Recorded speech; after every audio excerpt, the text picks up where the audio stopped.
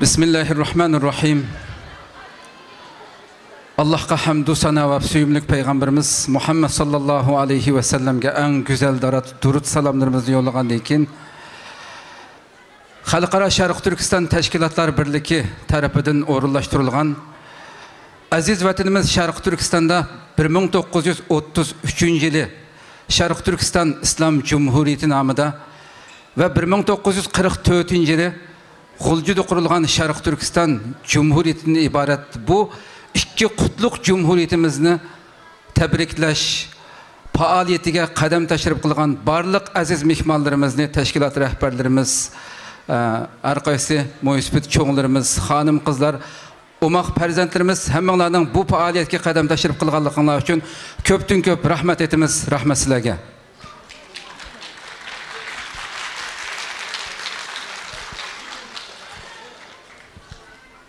Saygıdeğer başkanlarımız, teşkilat rehberlerimiz, Doğu Türkistan, vatanımız Doğu Türkistan'da 1933 senesinde Doğu Türkistan İslam Cumhuriyeti adında ve 1944 12 Kasım Gulca şehrinde Doğu Türkistan Cumhuriyeti adında 2 defa kurulmuş olan ama hepinizin bildiği gibi çok olaylar sonucunda bu cumhuriyetimiz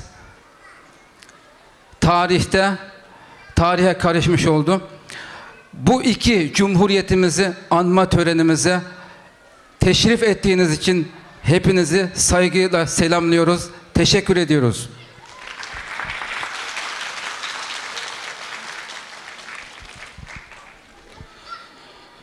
Sorunumuz ne? Sözlerinin en güzeli boğan Kur'an-ı Kerim bilen başlayımız. Kur'an-ı Kerim tilavet kılış için Abdücelil Qarimni sahneye teklif kılsak qani merhamet. Kur'an-ı Kerim tilavet için Abdülcelil Hoca'yı sahneye davet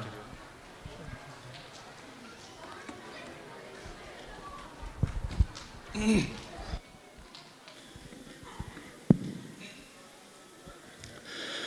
أعوذ بالله من الشيطان الرجيم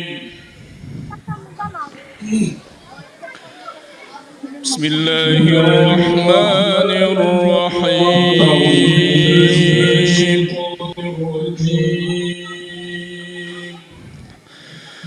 يا أيها الذين آمنوا اتقوا الله حق تقاته ولا تموتن إلا وأنتم مسلمون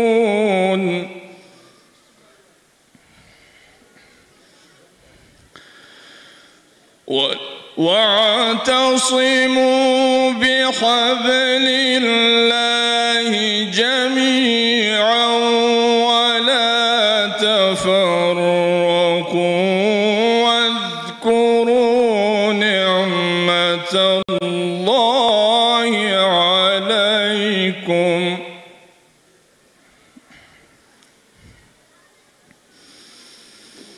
واذكروا نعمة الله عليكم إذ كنتم أعداء فألف بين قلوبكم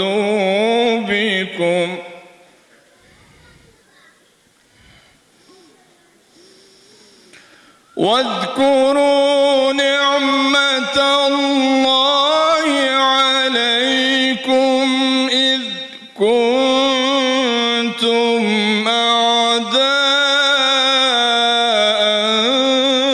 فألف بين قلوبكم فأصبحتم بنعمته إخوانا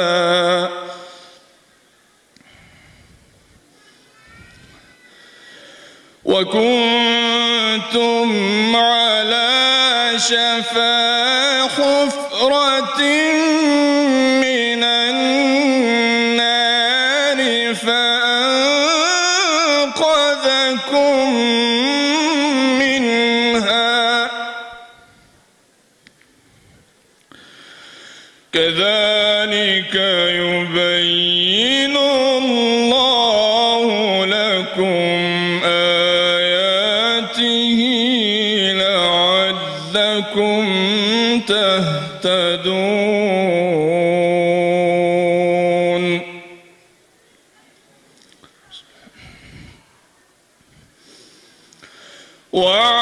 واعتصموا بحبل الله جميعا ولا تفرقوا واذكروا نعمة الله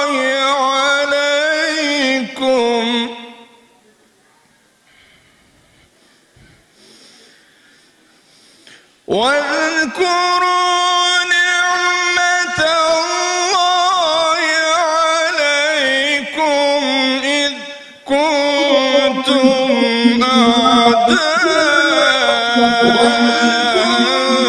فألف بين قلوبكم فأصبحتم بنعمته إخوانا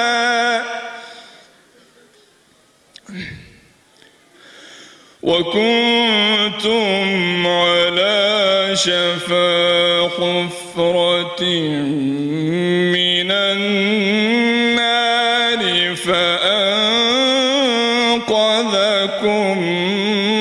منها كذلك يبين الله لكم آياته لعلكم تهتدون.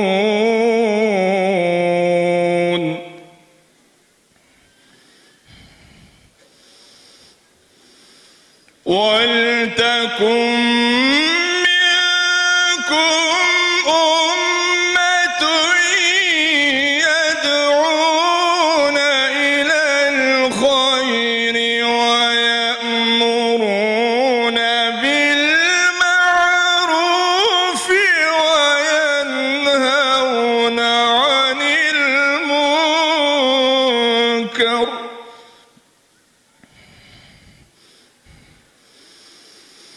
يأمرون بالمعروف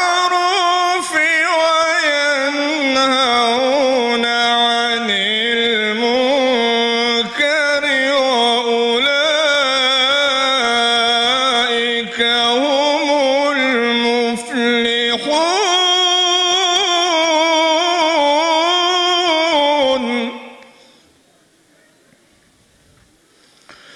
ولا تكونوا كالذين تفرقوا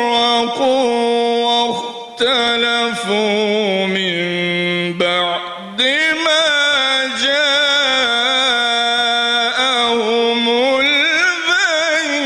البينات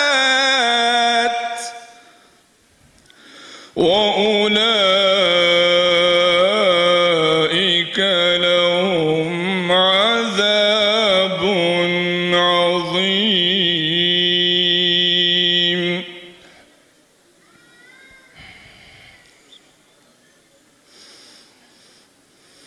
بسم الله الرحمن الرحيم. إذا جاء نصر الله والفتح ورأيت الناس يدخلون في دين الله أفواجا فسبح بحمد ربك واستغفره إنه كان توابا. صدق الله العظيم. الفاتحة.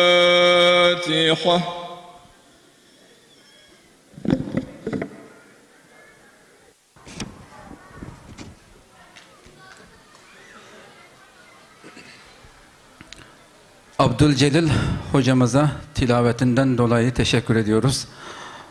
Ağızlarına sağlık. Abdülcelil Karım'dan Allah razı olsun. Tövende sırada Türkiye Cumhuriyeti İstiklal Marşı, ardından Doğu Türkistan İstiklal Marşı için hepinizi saygı duruşuna davet ediyorum. İstiklal Marşı için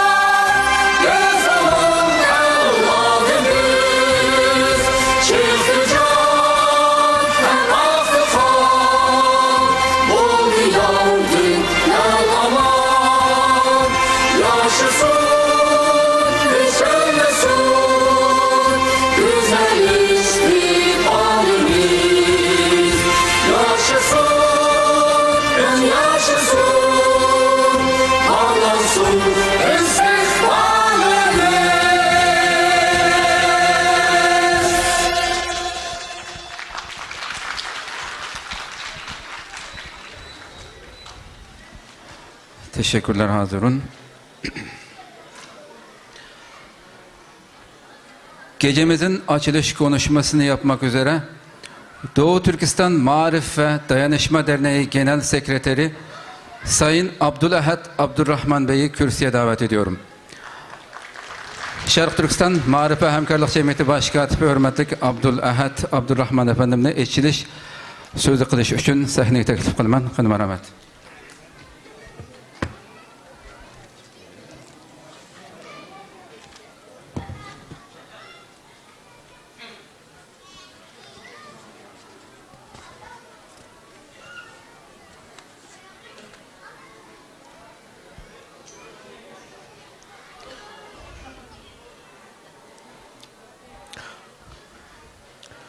Saygıdeğer siyasi parti temsilcileri,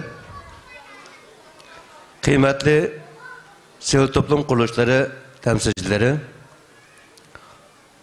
muhterem hoca efendiler, ehli ulemalarımız, hem benim kıymetli hemşehrilerimiz, değerli basın mensupları. Bugün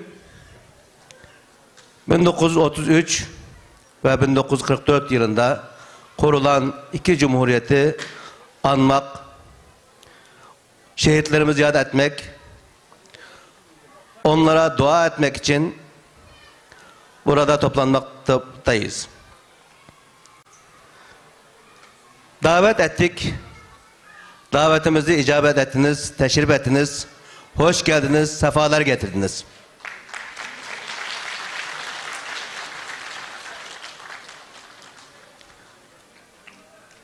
Şimdi ben konuşmamı çoğunluk olması hasebiyle Uygurca devam etmek istiyorum. Türkiye içinden gelen yerli kardeşlerimizin musamahasıyla. Bugün biz Şarkı Türkistan halkının bayram günü. Çünkü bugün 12 Noyabr 2 Katım Şarkı Türkistan İslam Cumhuriyeti'nin kurulgan günü. Çünkü bugün ay yıldızlık kök bayrak Şarkı Türkistan'ımızda igiz tiklengen bir gün. Bugün cengivar imanlık ecdatlarımızın cihadi ruhi, İgilmez ve sunmaz iradesi neticesi de işgalci, tecavüzcü, insanlıktan nispetlenen kanhor, callat Xitayning Şarkı Türkistan'ı mengu işgal kılıveriş hiyali biçit kılınan gün. Bugün özümüzün milli kimlikini özümüzge kayıtıdan tanıtılgan gün.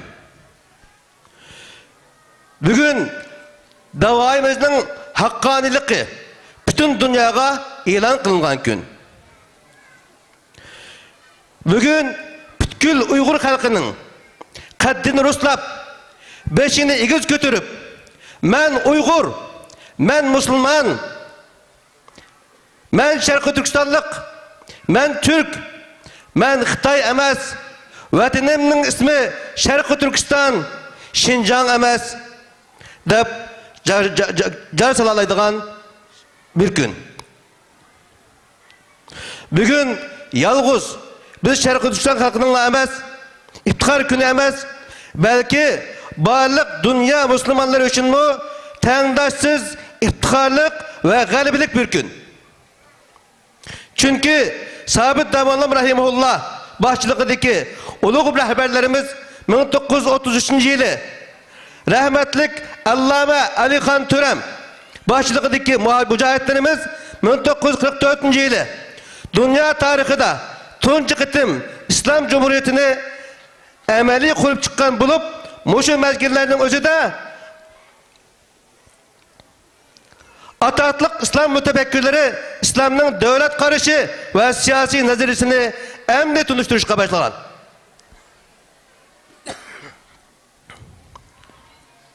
Biz muşu bugünümüzün iftiharı bilen hazır mı dünyaya kaddimizni Rus, beşimizni tutup karayalayımız. Ecdatlarımızın bizge bu günde takdim kılıp miras kaldırışı bilen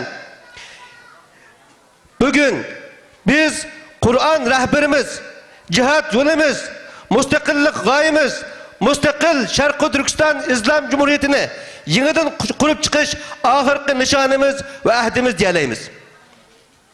Bugün bulmagan bolsa tünler bitmez, zulmetler yürümez, inkılap yolumuz özümüzge roşan bulmasıydı. Bugünni köyleş, bugünni tebrikleş, bugünni bayram kılış, ecdatlarımızın izidin tevrenmey, keskin irade bilen, mağdurlukımızın hem de bizge tapşırıp ketken ay yıldızlık kök bayrakını qaytadan qulumuzga elib, yana bir qatim 13 noyabr kuni hür ve müstakil devletimiz Şarkı Türkistan'da tekrar tiklash uchun ahdnoma birlig'aligimizning namoyasidir. Afsus, tariximizdeki bu ulug' kunimizni, bu ajoyib ilahiy rahmatni tizla qo'ldan ketkizib qo'ydik. Her iki qatimki mustaqillik bayramimizni uzungacha tantana qilolmadik. Hatta bütün İslam dünyası için en büyük galiba bo'lgan aşı bugunni barpo qilguvchi Sabit Damollam rahimahullah ve rahmetlik Alihan Turam qatorliq rahbarlarimizni, mujohidlarimizni, qo'mondonlarimizni, shehidlarimizni tuzukkina taqdirlayamadik. Afsuski, tariximizda qurilgan bu iki qutlug' cumhuriyetning qisqagina muddat ichida ag'dirilib ketişinin asası sebebi tashqi kuchlarning birlashib hujumga o'tishi bo'lsa-mu, lekin ikki jihatdan birlikning bo'lmasligi, o'zaro bir-biriga bo'ysunmaslik, bir-biri bilan tirkishish, millat tarkibining murakkablashishi, nodonlik, bilimsizlik va mahallivozlik, yurtvozlik xohishlarining kuchli bo'lishi asosli rol o'ynagan. Afsus, Tonuma afsus ki, ecdatlarımızda mağlubiyetke uçutkan aşu naçar illetler günümüzde hem ulgaymakta. Özünün sayısı özüge çok könüp ketken her bir kişi özünün aldığa çok tatmakta. Mahallivazlık, yurtvazlık, xahişlerinin güçlük buluşu, mahallivazlık, yurtvazlık küçeymekte. Birlik namıda bölünüş ve parçalışış oturga çıkmaktadır. Bugünümüz kimlergedir? Yülençük tekkiga aylanıp kalgan bolsa, yine kimlergedir? Yançuqdaki xalıgan dükkanda xiraja qiladigan naq parça pul aylanmakta. Mana amdilikte ya yığlaşını ya körüşünü bilenmeye yaşavatımız. Ama milli tariximizning miraji bo'lgan ulug' bugunimiz bo'lsa, bizga echinib noliq qilmoqda. Xuddi Turkiya shoiri Mehmet Akif aytgandek, bayroqni bayroq qilgan ustidagi qondir, toprak agar jon berguchi busi bo'lsa, vatandir degenicha vijdonimizni xitob qilmoqda. Ashu bugunimizni qaytadan qaytirib olishimiz uchun bizni qon berishga, can pida qilishga chaqirmoqda. Bugunimizda qaytadan qurib chiqishdan iborat hem dini hem milli mas'uliyatimiz ustida birlikka kelishga, nafrat, o'ch adovatning qing'ir barmoqlarida ilang'uch bo'lmaslikqa, ilang'uch bo'lishmaslikqa, jumladan bizni yangi boshdan biz bo'lishga chaqirmoqda. Bu iki cumhuriyetimiz, vatanimiz Sharqi Turkistonning milliy mustaqillik semolidir. Şundakla bu iki cumhuriyetimiz kaldırıp ketken kıymetli tecrübe sebepler ve cengavar milli ruh Şarkı Türkistan müstakillerinin hazır mı devam kıldırıp kelivatkan kıble namesi ve halkımızın ruhi ozukudur. Bu iki cumhuriyetimizde her zaman yad etip duruş ve onun ruhuna varislik kılış dinimizin emri hemimizin milli vicdanıdır. Ben reisimiz Hidayetullah Hacım namıdın hemelerinin bu ulug' ve kutluk Cumhuriyet gününe tebrikleş bilen birge Allah Teala'nın minel mu'minine ricalun sadaku ma ahadullah aleyh feminhum men qada nahbehu ve minhum men yentazir ve ma beddelu tebdila degan ayetiga asasen bu iki cumhuriyetini kurgan mücahit ve kahraman ecdatlarımızın izledin mağdırlıkımızla ikkilenmezsin, tevrenmezsin, ahirki tınıkımızı bergenge kadar puttirap keskin irade bilen müstakil Şarkı Türkistan İslam Cumhuriyeti'ni yeniden kurup çıkışka ahdname bergenlikimizni her birilerinin huzurunda ilan kılmakçı. Ey mihriban perverdigarimiz, bizni bu aş ulug' ecdatlarımızın iziga hakiki varislik kılıp 3. qıtımlık 11. ayının 12. gününe yaratalaydıgan onu mengüllük мәңгүлік müstakillik bayramı sifatida kelgusi avlodlarga miras qaldira oladigan vafodor avlodlardan qilgin. Amin. Hepinize saygılar. Vesselamu aleyküm ve rahmetullahi ve berekatuhu.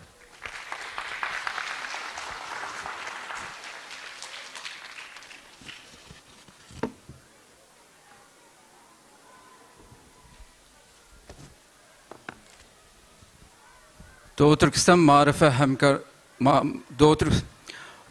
Marife Dayanışma Derneği Genel Sekreteri Sayın Abdülahad Abdurrahman Beyefendi'ye konuşmalarından dolayı teşekkür ediyoruz. Köptün köp rahmet etimiz, hürmetlik Abdülahad Abdurrahman Başkanımızga. Tövende kadirlik körülmelerimiz, mihmallarımız hem bizni istiqlaldan, dünyanın harika şeylerden halkımız mı körüvatıdı bu meydanını. İki Cumhuriyet için işlengen kısa bir filmimiz var, onu körüp ötümüz. Sırada iki Cumhuriyetimizin anısına yapılmış olan kısa bir seni-vizyonumuz var. Huzurlarınız, ekranımız olsun.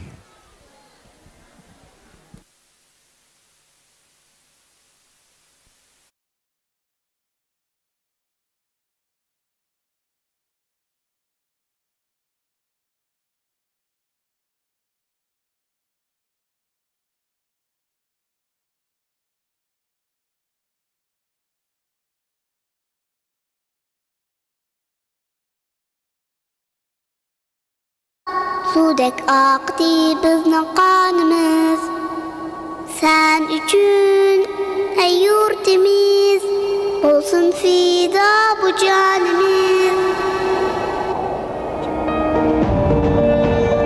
İstiklal Marşı bir asır önce bu aziz ülkede 2 defa yankılanmıştı. Ay yıldızlı gök bayrak bu mübarek topraklarda 2 kez dalgalanmıştı. Bunu büyüklerimizden gururla işittik. Ve biz de evlatlara inançla söylüyoruz ki ay yıldızlı gök bayrak çok yakında Doğu Türkistan'da yeniden dalgalanacak. İstiklal Marşı vatanımızda tekrar yankılanacak. Cumhuriyet Bayramınız kutlu olsun.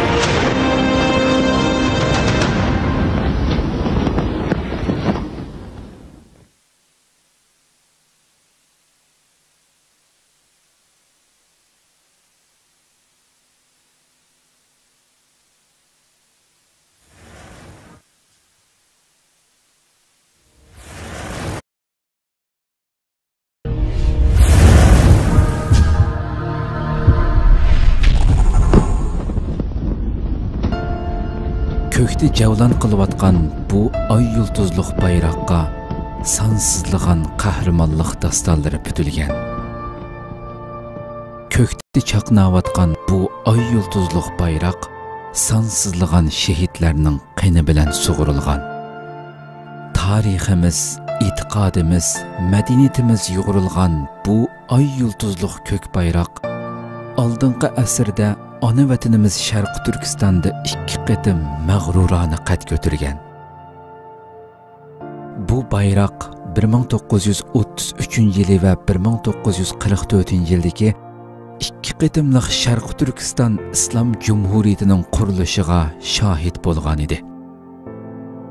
Bu mübarek bayrak aynı vakitte Sabit Damollam, Muhammed Emin Buğra, Elihan Töreler hürmet bilen kollarına elip söygen bayrak idi.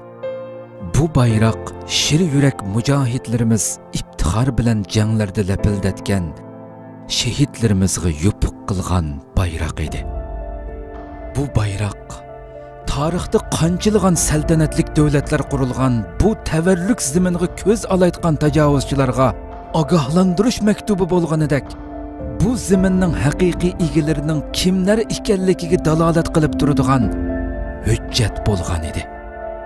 Bu bayroq shularga shohid bo'lgan ediki, Xitoylar necha asrlik qulluq asoratidan qutulib, tizlangan yeridan o'milab turayotgan chog'larida Sharq Turkiston xalqi asosiy qonunlari bekitilgan, islom bilan zamonaviy jamiyatni birlashtirgan Cumhuriyet davlati qurib, tarixiy ulgu yaratgan edi. Ya boshqalarga qul bo'lish, ya boshqalarni qul qilishdan iborat qulluq engini hayot falsafasi qilgan Xitoylar yangi bir fashist davlati qurayotganida ajdodlarimiz madaniyatimizning, kuch-quvvatimizning manbasi bo'lgan islomiyatni, erkinlikning, gullanishning birdan-bir yo'li bo'lgan azodiyatni, tinchlikning, insoniy haq-huquqlarning kafolati bo'lgan adolatni, birlikning, hamkorlikning asosi bo'lgan uxuvvatni Cumhuriyetimizning to'rt tövrik qilib qo'pirib chiqqan edi. Bu bayroq shuningga shohid bo'lgan ediki, Sharq Turkiston xalqi g'aljirlik bilan besib kelgan Xitoy tajovuzchilarining kulini ko'k so'rib, dod faryod ko'targizgan edi. Ularga bu zaminning egisi bor degan edi. Ularni bular qanday xalqda o'limdan qo'rqmaydigan, balki o'limni qo'rqitadigan degizgan edi. Bu bayroq yana dal dunyo tartibi qoidadan o'rnatilgan davrga udul kelib, tanha bequvul qolgan Sharq Turkistonning echinishlik taqdiriga Xitoy ishg'oliyatchilarining maynat tirnoqlari bilan bu pok zaminni yovuzlarcha tilg'ashlariga shohid bo'lgan edi.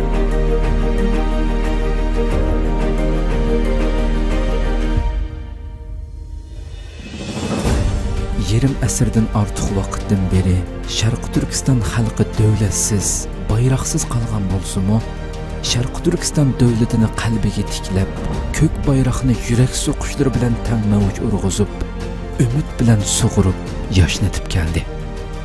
Muhojiratda vatansizlikning dardini yetkuchi tortgan Sharq Turkistonliklarmi har qaysi davlatlarda ko'k bayroqni javlon qildirib, ko'chalarni ko'kda bo'yab, 21-asrda ishg'oliyat ostida turayotgan, hatto irqiy qirg'inchilik yurgizilayotgan bir davlatning borligini, bu davlatni qaytadan qurib chiqish mujodilasining bir kunmi to'xtab qolmaganligini va to'xtab qolmaydiganligini butun dunyoga jakarlab keldi. Bu bayroq kelgusida shuningga shohid bo'ladi-ki, Xitoy zo'ravonligi va hili-nayranglari bilan vatanimizni vaqtliq ishg'ol qila olishi, xohlagancha talon-taroj qila olishi, yetkuchi zulm qila olishi mumkin. Ammo Sharq Turkiston xalqini tiz buktirishga, bosh egdirishga mangu qodir bo'lolmaydi.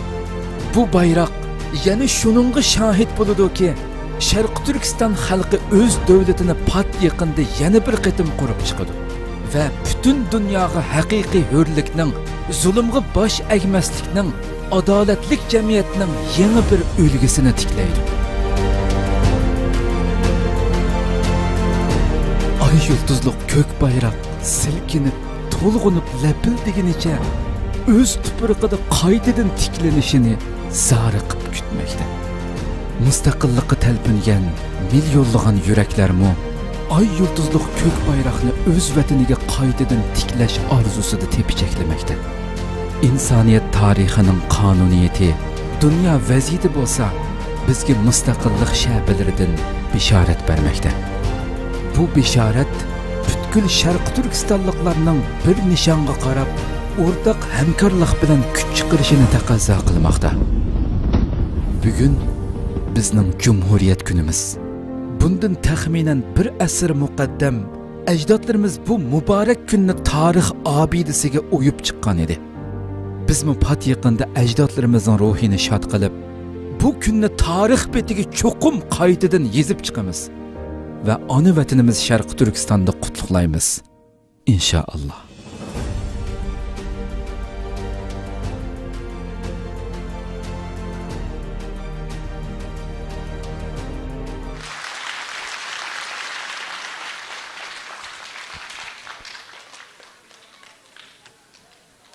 Köpten köp rahmet etimiz. Sırada partilerden gelen telgrafı okumak istiyorum. Sayın Hidayet Oğuzhan, Uluslararası Doğu Türkistan STK'lar Birliği Başkanı, Doğu Türkistan İslam Cumhuriyeti'nin kuruluşu vesilesiyle gerçekleştirilecek anma törenine davetinizden dolayı en kalbi duygularımla teşekkür ederim. Bugün halen varlık mücadelesi veren Doğu Türkistan halkını cesaret, dirayet ve gösterdikleri onurlu duruştan dolayı saygıyla selamlıyorum. Düzenlemiş olduğunuz anma programı vesilesiyle bağımsızlık ve özgürlük yolunda şehit olan, gök bayrak uğruna hayatını ortaya koyan tüm şehitlerimize ve yitirdiğimiz kardeşlerimize Allah'tan rahmet diliyorum. Temel Karamollaoğlu, Saadet Partisi Genel Başkanı.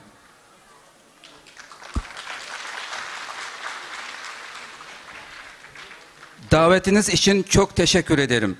Haklı davalarında Doğu Türkistanlı soydaşlarımızın her zaman yanında olduğumuzu belirtmek isterim. Şehitlerimizi anma törenine hayırlara vesile olması duasıyla herkese saygılarımı sunarım. Doktor Fatih Erbakan, Yeniden Refah Partisi Genel Başkanı.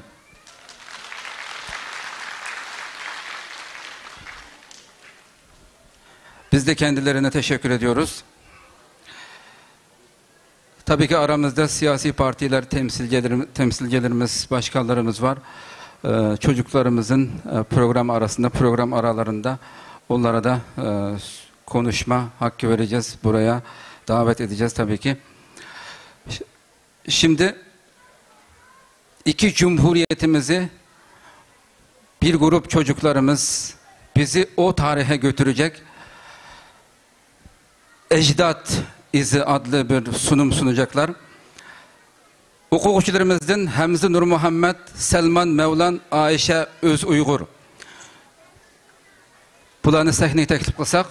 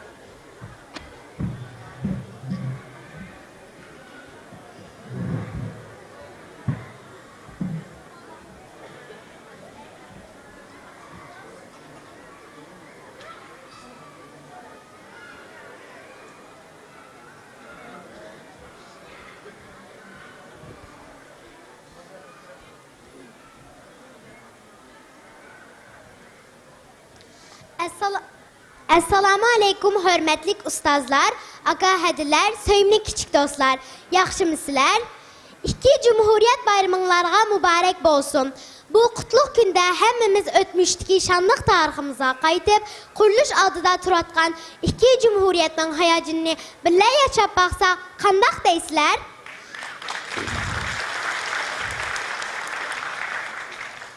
Undaqda iki Cumhuriyetdən quruluşidagi qimmatli iki mehminimiz bo'lgan muhtaram Sabit Damollam və İlxan Töreoğullarımızı səhnəyə təklif qılsaq, undaqda muhtaram bo'limiz səhnəyə mərhəmət.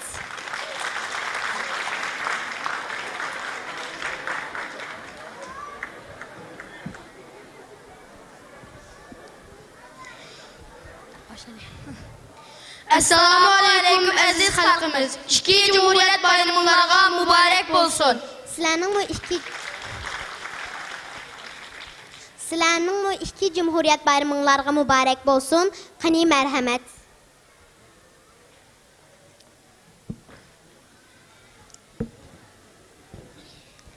Mana muhtaram Sabit Damollam və İlxan Töreoğullarımızı öz gözümüz bilan görüb durubdunuz. Aldı bilen möhterem oğullarımız, kıymetlik vaxtınlar içidin vakit çıkarıp bu programımızga kadem teşrif kılganlıklarga köptün köp rahmet. Men aldı bilen möhterem Sabit Damolla'n boğumuzun tercümhali ve tarih bitidiki ölçmez töpeleri hakkında kıskaça tanıştırıp ötey.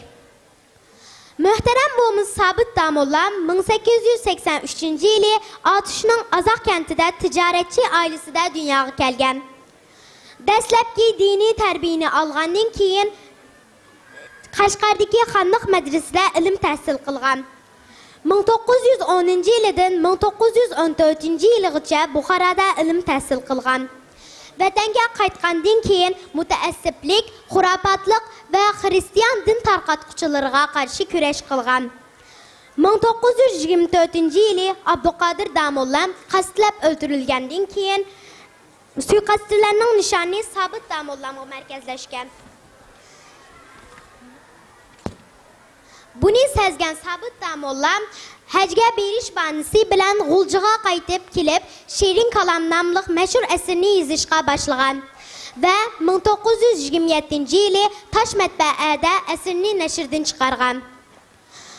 Xo'sh Sabit Damolla'n bovam, sizning millatimizga qo'shgan boshqa to'plarni o'z og'zlaridan anglab baqsaq Boludu. Bularning hammasi mening qilishga tegishli kishim bolam. 1931 yili 14 yaşlık oğlum Abdullah'ni ilip dünya vaziyetini gözetip kelish için avval Rusya, ondan keyin Türkiye arkalık hacga bardım. Her seferini tamamlagandan keyin Hicaz, Mısır, Hindistan qatarlıq joylarını ziyaret kıldım. Şu davrda, şu diyarlarda ötken meşhur İslam alimleri bilen sohbet ilip bardım. Bularning hammasi qurilish oldida turgan Sharqiy Turkiston İslam Cumhuriyatimizning oldin tayyorliklari edi. Sabit Damolla'n bovam, bizga pat yaqinda dunyoga kelgan Cumhuriyatimizning qurilish oldidagi hayajoningizni qisqacha so'zlab beramsiz? Bo'ladi. Bu mening hayotimdagi eng baxtli kunim bo'lib qolg'isi 1933 yili 11 ayning 12 kuni Tuman daryosi bo'yida Sharqiy Turkiston Islom Cumhuriyatini rasmiy holda qurib, bu kechini millat kechishi deb atmoqchimiz. Bu günni 7 yaşdan 70 yaşgacha bo'lgan barliq Sharqiy Turkiston xalqi bilan birlikda tabriklaymiz. Bu kun xalqimizning yillarcha fidokorlik berishlarining natijasi mustaqillik g'alabasi bilan mukofotlangan tarixdagi unutulmas bir kun bo'lib qolg'isi inshaalloh. Buva, planlarınızda anlap hakikaten göz yaşlarımı tutup alalmadım. Milletimiz üçün sərf qılğan əcrinizdən uluq Allah razı olsun. Biz çoxum sizden kütken ümidinizni aqlaşqa tirişimiz. Hörmətlik mihmanlarımız, növətdə ikinci qitimlik Cumhuriyatimizdən qurğucusu bolğan İlxan Törəbovumuz bilen söhbət ilib barmaqçımız. Assalamu aleykum İlxan Törəbova, programımızga hoş gəpsiz. Aleyküm assalam, hoş buldum. Aldı bilen Sabit Damolla'n boğumuzga oxşaş, sizin şanlı hayat geçirmişlerinizni öz tilinizden anlap ötsek. Assalamu aleykum, kıymetli hazirun. Ben İlxan Töre. 1944 yılı 11 ayının 13 günü ikinci qitim kurulgan Sharqiy Turkiston Cumhuriyet Reisi.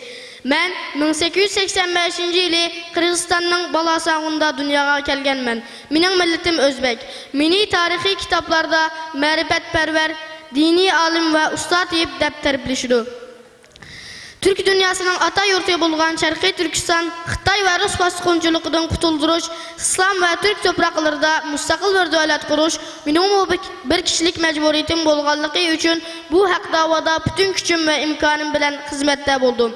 Afsus, Xitoy-Rus hain jallatları astırtın til biriktirip 1946 yılı meni Özbekistonga olib ketib, ta ki 1976 yılı Rabbimin dargohiga qaytqicha bo'lgan arliqda qattiq nazarbat ostida yaşadım. Mening Tarihi Muhammed isimli kitabım ve üstümge algan Sharqiy Turkiston Cumhuriyet davasını sizlerdek izbasarlarga amanet qildim. Amanetga ega chiqqanliklari uchun sizlarning chin qalbimdan tabriklayman. So'yimli avlodlarim.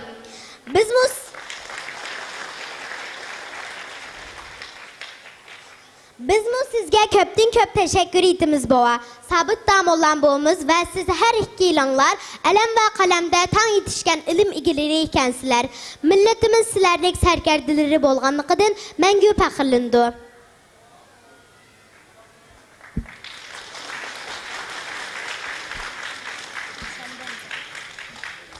Yoxsa balam, əksiyə bu qılğanlarımız əziz millətimiz üçün azlıq qılıdı. Düşmənlərinin mənə qurğan qıltaqları, mal dünya, əməl mənsəb, azdırışları aldıda hər zaman hoşyar buldum. Hörmətlik sabit damullan boğanlarımı şundaq. İnsanın, vətəninin və millətinin müstəqilliği dünyadakı hər qandaq baylıq və mərtüydün mu qimmetlikdir. Rəhmət İlxan Törü boğa. Hörmətlik mihmanlarımız, barlıq könlük söhbətlərinin mu bir xatımısı bolğundək, bugünkü bu qimmetlik söhbətimiz mu axırlış aldıda turmaqda. Amma bu söhbətimiz bunun keyinki nurğunluğan qimmetlik söhbətlərimizin müqaddimisi bolup qalğısı inşallah. Axırda bu qimmetlik söhbətimizni Sabit Damullan və İlxan Törə bollarımızın xalqımızga yetkizməkçi bolğan yürək sözləri bilən axırlaşdırsaq,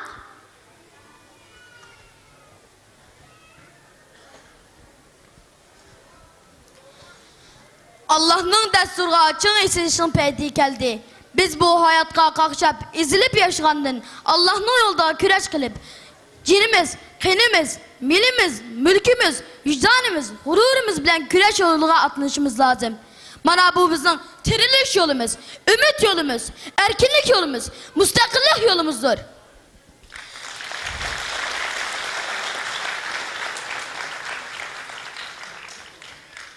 Bir milletning öz hükümeti kolda bulmaydiken, paditisi yok koylardek yutkuç böllerge yan bulup munkarzlikta yok boludu.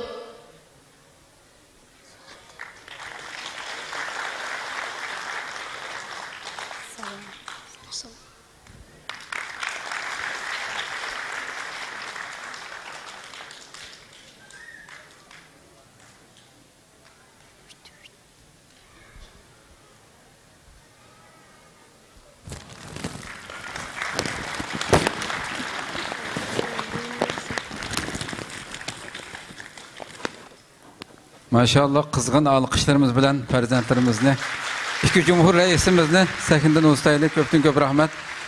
Çok teşekkür ediyoruz. Allah razı olsun.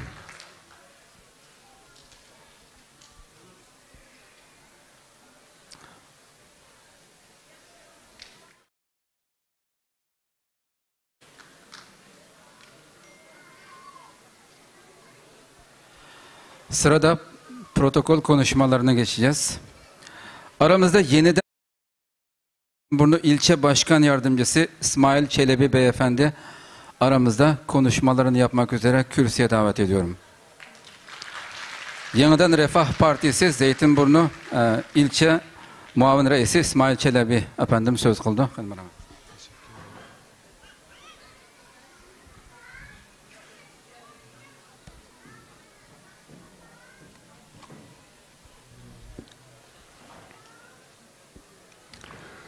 Çok kıymetli protokol, değerli sivil toplum kuruluşları temsilcileri, kıymetli basın mensupları ve çok değerli soydaşlarım. Hepinize en kalbi duygularımla selamlıyorum. Esselamu Aleyküm.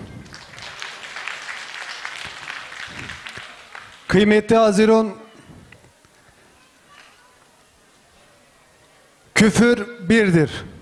Afganistan'da da olsa, Myanmar'da da olsa, Keşmir'de de olsa, Kırım'da da olsa, Doğu Türkistan'da da olsa küfür birdir.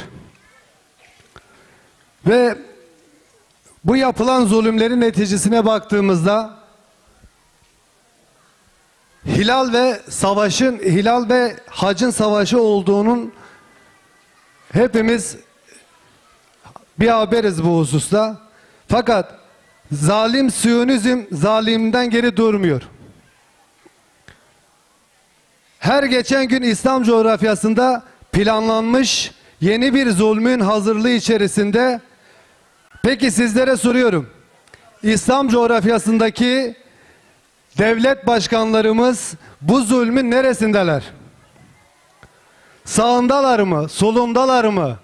Yanındalar mı? karşısındalar mı?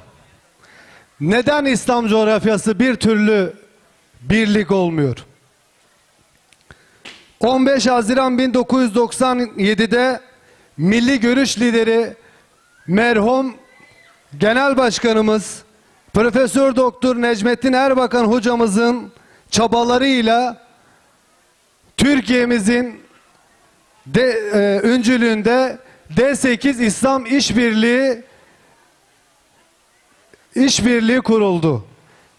Peki 1997'den bu yana ülkemizde neler değişti? İslam coğrafyasında neler değişti? Bugün 97'den bu yana o D8, D20, D30, D60 olmadı. İslam coğrafyası gene kan gövdeyi götürdü. Bugün Yeniden Refah Partisi Genel Başkanımız Doktor Fatih Erbakan Beyefendinin iktidarında D60'ı koruma sözü veriyor. Kıymetli Haziran, bugün Genel Başkanımızın söylemiyle Siyonizm kesinlikle laftan anlamaz. Güçten anlar. Bu gücü de Allah'ın izniyle İslam Birliği'nin kurulmasıyla gücü ortaya koyacağız. Bugün şahit oluyoruz. Türkiye Cumhuriyeti Meclisi'ndeki muhalefet partilere kimi şehit ailesine küfür ve hakaret ederken bir diğer muhalefet partili mensupları arkadaşlarımız ise Afganistanlı soydaşlarımızın zulümden kaçarak payitahtımıza sığınmaya çalışırken söylemlerini burada ifade etmek istiyorum. İfadeleri sınırımız namusumuzdur diyorlar. Doğrudur. Sınırımız namusumuz. Fakat kime karşı biz bu sınırımızı koruyoruz? Soydaşlarımıza karşı mı? Sizlere soruyorum. Zulüme karşı, düşmana karşı sınırımız namussuzdur. Şurada altını çizmek istediğim bir husus var. Elhamdülillah Türkiye Cumhuriyeti'ndeki Doğu Türkistanlı sivil toplum kuruluşları bunu en iyi şekilde temsil etmeye çalışıyorlar. Soylarına sahip çıkmaya çalışıyorlar. Size soruyorum. Suyuna sahip çıkmayan soysuz olur mu? Soysuz olur tabii ki. Bugün sınırlarımız Türk soydaşlarımıza kapalı olamaz. Sınırlarımız düşmana karşı kapalı olacak. Düşmana karşı namusumuzdur sınırımız. Bu vesileyle bu programda şunu da görmüş olduk. Elhamdülillah Doğu Türkistanlı soydaşlarımız soyuna sahip çıkıyor. Bugün Doğu Türkistan İslam Cumhuriyeti'ni kurmak için kanını, canını feda eden aziz şehitlerimizi huzurlarınızda saygıyla yad ediyorum. Hepinize teşekkür ediyorum beni dinlediğiniz için. Geceniz mübarek olsun. İnşallah Yeniden Refah Partisi iktidarında Doğu Türkistan Cumhuriyeti dağlarında inşallah piknik yapacağız. Hepinize Esselamu Aleyküm. Hepinize teşekkür ederim.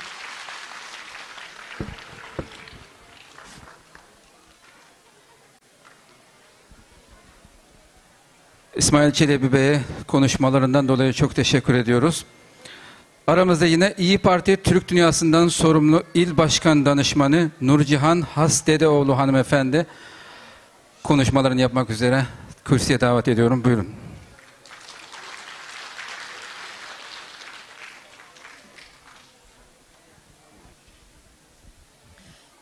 Merhabalar sevgili soydaşlarım. Her şeyden önce İyi Parti adına bizi böyle güzel bir topluluğun içerisine davet ettiğiniz için çok teşekkür ediyorum. Evet, ben İyi Parti İl Başkan Danışmanıyım. Türk Dünyası'ndan sorumluyum. Bizim İyi Parti'de genel merkezde de olmak üzere Türk Dünyası Komisyonumuz var. Ve ayrıyeten bir de Doğu Türkistan masamız var. Hem genel merkezde var hem İstanbul'da var. İstanbul'daki Doğu Türkistan masasının yetkilisi de benim. Doğu Türkistanlarla ilgili meseleleri takip ediyoruz.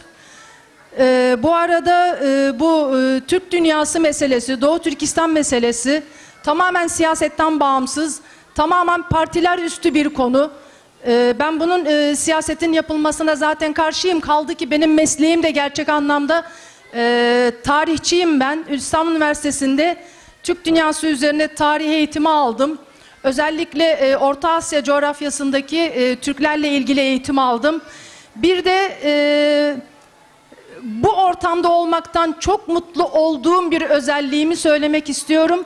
Ben aslen Türkistanlıyım, Özbekistanlıyım. Benim babam Kokantlı, annem Buharalı ve 30 yıldır, 35 yıldır Türk dünyası ile ilgili STK'larda görev aldım.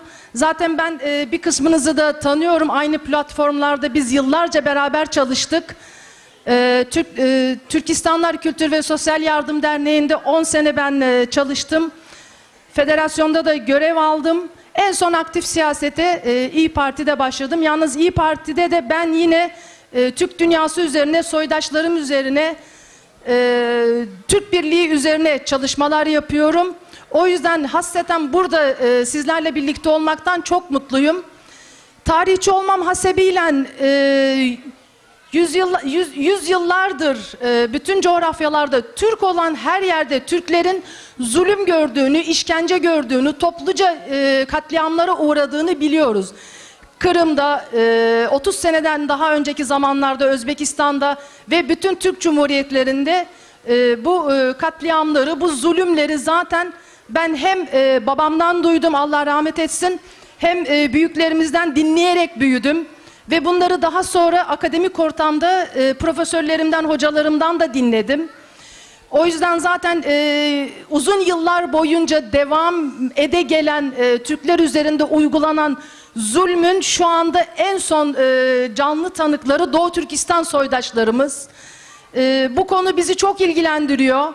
Ben Doğu Türkistan Masası yetkilisi olarak da Türkiye'de bulunan, ailelerini arayan, ailelerinden haber alamayan Doğu Türkistanlı soydaşlarımızla da yakinen ilgileniyorum. Birçok hikayelerini dinledim. Hatta maalesef başka yerlerde telaffuz edemeyeceğim işkencelere de uğradıklarının da biz farkındayız, bilincindeyiz. Bunları çok iyi biliyoruz. Elimizden ne geliyorsa yapmaya çalışıyoruz. İnşallah daha da iyi bir şekilde, daha kalıcı bir şekilde yapacağımız günlere erişiriz. Hepinizin malumu aşağı yukarı Eylül ayından beri bağımsız 5 Türk Cumhuriyetlerinin bağımsızlıklarının 30. yılını kutluyoruz. Bir takım kültürel ve sanat faaliyetleri eşliğinde. Benim dileğim, ben o Türk Cumhuriyetleriyle ilgili hep bağımsızlıkları kutlu ve daim olsun diye dua ediyorum.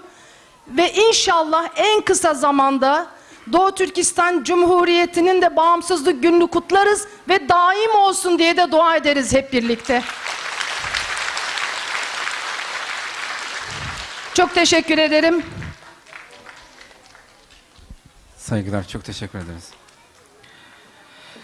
İYİ Parti Türk Dünyası'ndan sorumlu İl Başkanı Danışmanı Nurcihan Hasdedeoğlu hanımefendiye konuşmalarından dolayı çok teşekkür ediyoruz. Aramızda yine Gelecek Partisi İstanbul İl Başkan Yardımcısı Uğur Avni Başarır beyefendi aramızda konuşmalarını yapmak üzere kürsüye davet ediyorum. Buyurun. Çok teşekkür ederim. Çok sağ olun. Allah razı olsun. Evet, sayın başkanlarım, siyasi partilerimizin ve sivil toplum kuruluşlarımızın kıymetli temsilcileri, çok değerli soydaşlarımız, hanımefendiler, beyefendiler, hepinizi öncelikle Doğu Türkistan'a duyduğumuz hasret ve özlem ile selamlıyorum. Öncelikle bu programı düzenleyen uluslararası Doğu Türkistan sivil toplum kuruluşlarına, kıymetli yöneticilerine ve başkanına hepinizin huzurunda şükranlarımı sunuyorum. Buraya gelmeden önce tabii konuşma yapacağımız aklımızda değildi. Lakin bize böylesine bir fırsat tanıdığınız için de ayrıca teşekkür ediyorum. Lakin Doğu Türkistan dediğimizde her Türk evladının söylemesi gereken birkaç söz olduğunu da belirtmeden geçmek istemiyoruz. Ne yazık ki biz Doğu Türkistan dediğimizde aklımıza zulüm geliyor. Doğu Türkistan dediğimizde aklımıza annelerinden, babalarından ayrılan evlatlar geliyor. Doğu Türkistan dediğimizde işgal altında olan Türk toprakları geliyor. Ve ne yazık ki Doğu Türkistan dediğimizde suskun bir dünya, konuşmayan, görmeyen ve duymayan bir dünya geliyor. Hazreti Ali radıyallahu anh ne diyordu? Zulme engel olamıyorsanız onu herkese duyurun. Ben buradan seslenmek istiyorum. Neden susuyorsunuz? Bu zulmü görmüyor musunuz? Susanlara yine soruyorum. Acaba cüzdanımız vicdanımızın önüne mi geçti? Neden oradaki zulme sessiz kalıyoruz? Filistin'de, Arakan'da, Myanmar'da orada yapılan zulme ses çıkartanlara söylüyorum. Orada da sessiz kalmayalım. Ama buradaki kardeşlerimizi unutmayalım. Kıymetli soydaşlarım, bizler Gelecek Partisi olarak her daim kuruluşumuzdan bugüne her daim soydaşlarımızın, Doğu Türkistanlı vatandaşlarımızın her zaman yanında olduk ve olacağız. Lakin şunu da özellikle belirtmek istiyorum. Sadece susanlar değil, görmezden gelenlere değil, medyaya da, ulusal basına da, yerel basına da bir kelime etmek istiyorum. Doğu Türkistan'da katledilen insanlık, Doğu Türkistan'da zulme uğrayan insanların bir magazin değeri kadar kıymeti harbiyesi yok mu sizin ekranlarınızda? Neden gündeminizi almıyorsunuz? Orada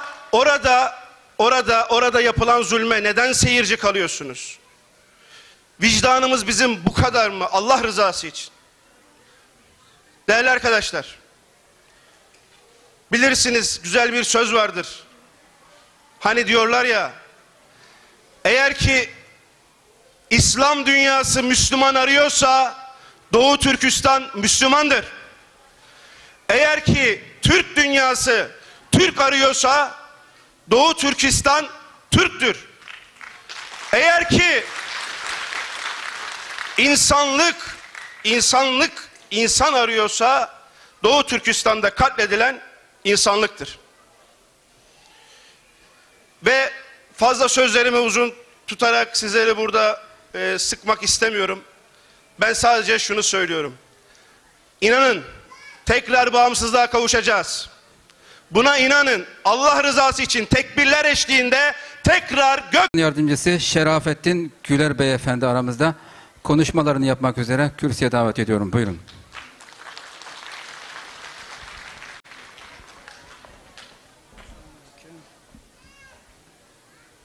Bismillah. Esselamu Aleyküm ve Rahmetullahi ve Berekatuhu. Hüdapar İstanbul İl Başkanlığı olarak Doğu Türkistan Cumhuriyet Günü törenine hepiniz hoş geldiniz, sefalar getirdiniz. Elhamdülillah bu akşam yine burada müşahede ettik. Bu salondaki genç kardeşlerimizi görünce 1933'te, 1944'te nasıl Doğu Türkistan İslam Cumhuriyeti kurulmuşsa imanlı, ihlaslı bu genç kardeşlerimizle beraber yeniden Doğu Türkistan İslam Cumhuriyeti'ni kuracağımızı bu akşam burada yine de müşahede ettik. Kıymetli misafirler, 1949'dan bugüne kadar Çin Komünist Cumhuriyeti'nin Doğu Türkistanlı Müslümanlara yaptığı zulümleri her yıl, her sene, her programda, her salonda, her alanda protesto ediyoruz ve bu Çin Halk Cumhuriyeti'nin yaptıkları zulümlere karşı her zaman her yerde dik duracağımızı her yerde söylüyoruz. Yine bu akşam burada bu programda Hüdapar İstanbul İl Başkanlığı olarak siz kıymetli Müslüman kardeşlerimizin yanında olduğunu bir kez daha söylüyoruz. Geceniz mübarek olsun. Esselamu Aleyküm ve Rahmetullahi ve Berekatuhu.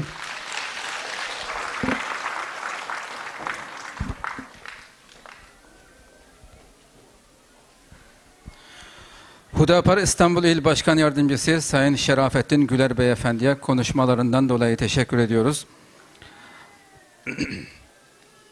Aramızda Yesevi Alperen Ocağı Başkanı Kürşat Mican Beyefendi aramızda konuşmalarını yapmak üzere kürsüye davet ediyorum. Buyurun.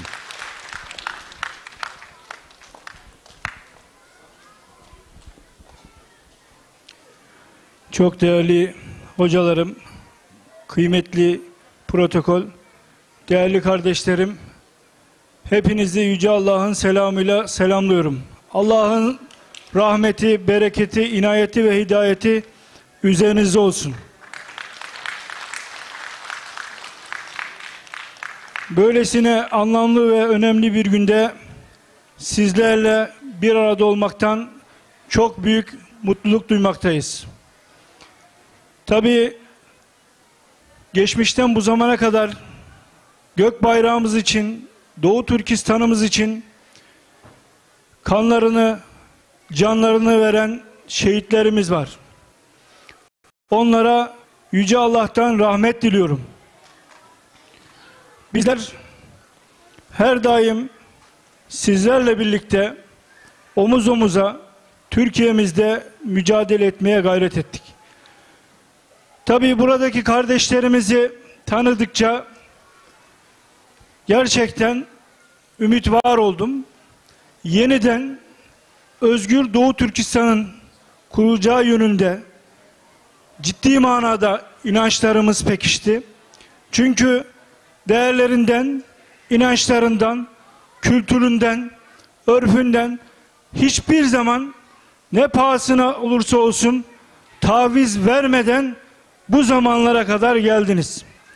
Bakın onca zulümler gördü Doğu Türkistanlı kardeşlerimiz ama asla Allah'tan başka kimseye boyun eğmediler. Ve bu onurlu, şerefli, mümince yaşantı gerçekten bereketiyle birlikte inşallah özgür Doğu Türkistan'ın kurulmasına vesile olacaktır. Bizler her birimiz inanıyoruz buna. Değerli dostlar, Allah birlik ve beraberliğimizi daim etsin. Ben inanıyorum ki sizler nasıl inançla, sabırla, birlik ve beraberlik içerisinde mücadele ediyorsanız, burada Türkiye Cumhuriyeti Devleti'nde özgürce, hür bir şekilde yaşayıp bakın bu programları tertip ediyoruz. Gönül isterdi ki bu anma programlarını Doğu Türkistan'da yapalım. Ama inşallah bunlar da olacak ve şunu unutmayalım. Türkiye Cumhuriyeti Devleti'nin elbet hesabı var. Gök bayrağın oraya dikilmesi için elbet ciddi çalışmaları var. Çünkü Doğu Türkistan gök bayrağın dalgalandığı yer Çin devletine ait değil. O katil devlete ait değil.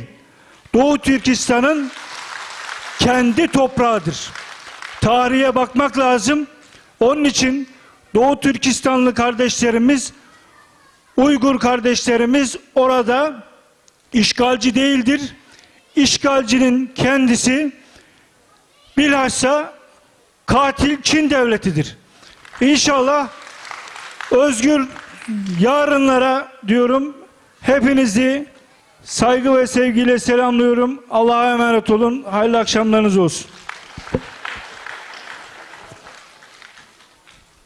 Yesevi Alperen Ocağı Başkanı Sayın Kürşat Mican Efendi'ye konuşmalarından dolayı teşekkür ediyoruz.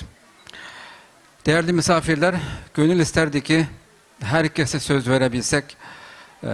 Çok sivil toplum kuruluşları başkanlarımız, temsilcileri buradalar. Ama çocuklarımız sabırla bekliyor, konuşmacılar var. O yüzden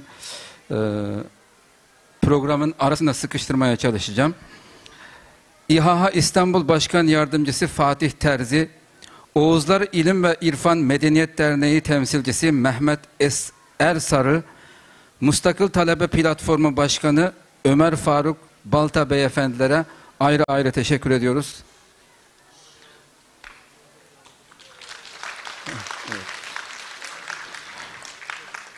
Dünya Türkmenlerinin gür sesi gazeteci yazar Güngör Yavuz Arslan beyefendiye de teşekkür ediyoruz. Buralarda mı? Konuşmalarını yapmak üzere kürsüye davet etsem. Buyurun efendim. Esselamu Aleyküm. Sünnet-i Seniye'yi yerine getireyim. Ben Güngör Yavuz Arslan. Uluslararası ve Türk medyasında Türk dünyası ve Orta Doğu üzerine çalışma yapan bir gazeteciyim. Aynı zamanda Türkçe konuşan ülkeler Uluslararası Gazeteciler Derneği'nde dönemsel başkanıyım. Uzun konuşmaların bu tür organizasyonlarda formatını bilerek hızlı bir şekilde konuşacağım. Hepinizi saygı ve sevgiyle selamladıktan sonra 1933 ve 1944'te ilan edilen Şarkı Türkistan Devleti, bu anma töreninde bana düşündürdükleri şu: ne yazık ki dünya konjonktüründe bugün Doğu Türkistan halkının verdiği Türklük ve Müslümanlık mücadelesi yeterince gündeme gelmiyor. 1991 yılında bağımsız Türk devletleri çıktığında, ki bugün İstanbul'da hepinizin de yakından takip ettiği bir zirve gerçekleştirdi. Türk Konseyi Zirvesi ve Türk Devletleri Teşkilatı kuruldu. 1991'de burada büyüklerim var. Gençler de iyi dinlesin. Şimdi sıra Doğu Türkistan'a özgürlük dendi. Geçen 30 yıla baktığımızda özgürlük ve bağımsızlık bir yana, zulüm ve insan hakları ihlalleri arttı. Bir yazımda ben Şarkı Türkistan mücadelesini şu şekilde anlattım. Nasıl bir Doğu Türkistan diyorsak, bu Doğu Türkistan coğrafyasında bir batısı vardır. İşte Batı Türkistan, Türkiye'nin jeopolitiğinden başlar. Doğu Türkistan meselesi ya da mücadelesi bir Türklük mücadelesidir. Doğu Türkistan mücadelesi bir İslam ve ümmet mücadelesidir. Ama her şeyin yanında Doğu Türkistan mücadelesi bir insan hakları, kendi toprağı altında özgür bir şekilde yaşama mücadelesidir.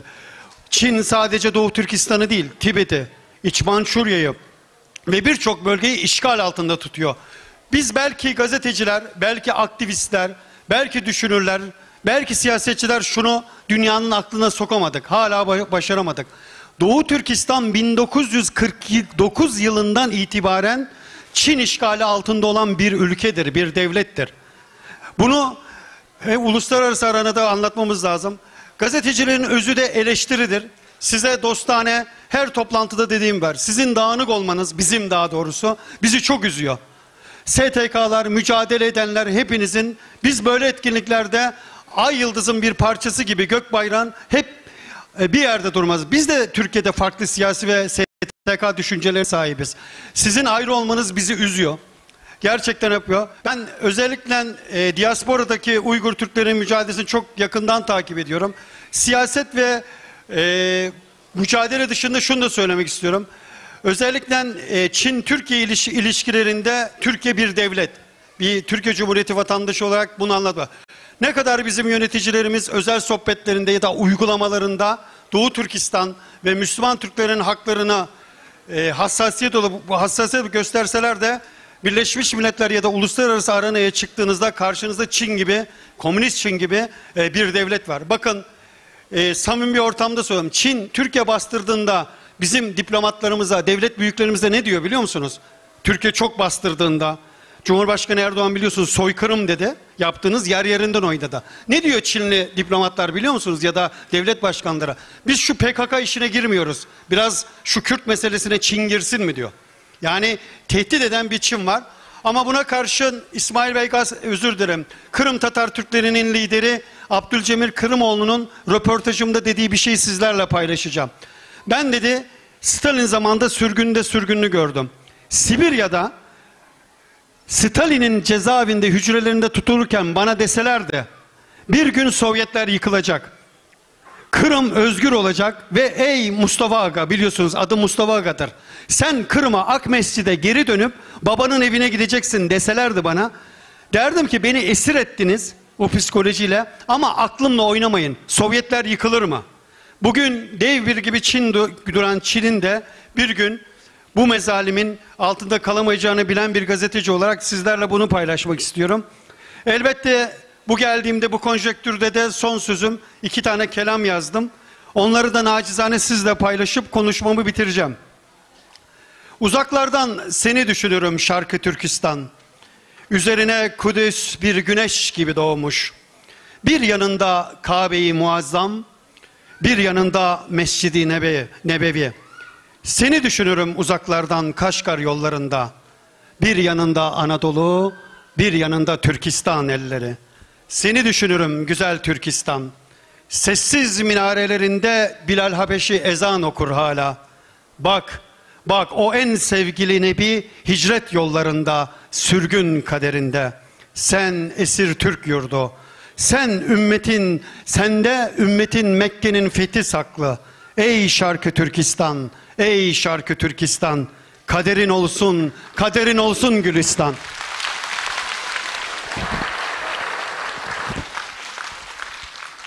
Gazeteci yazar Sayın Güngör Yavuz Arslan Beyefendi'ye bu güzel konuşmalarından dolayı çok teşekkür ediyoruz. Sırada Doğu Türkistan'ımızın gelecek askerleri bize küçük bir geçit töreni hazırlamışlar.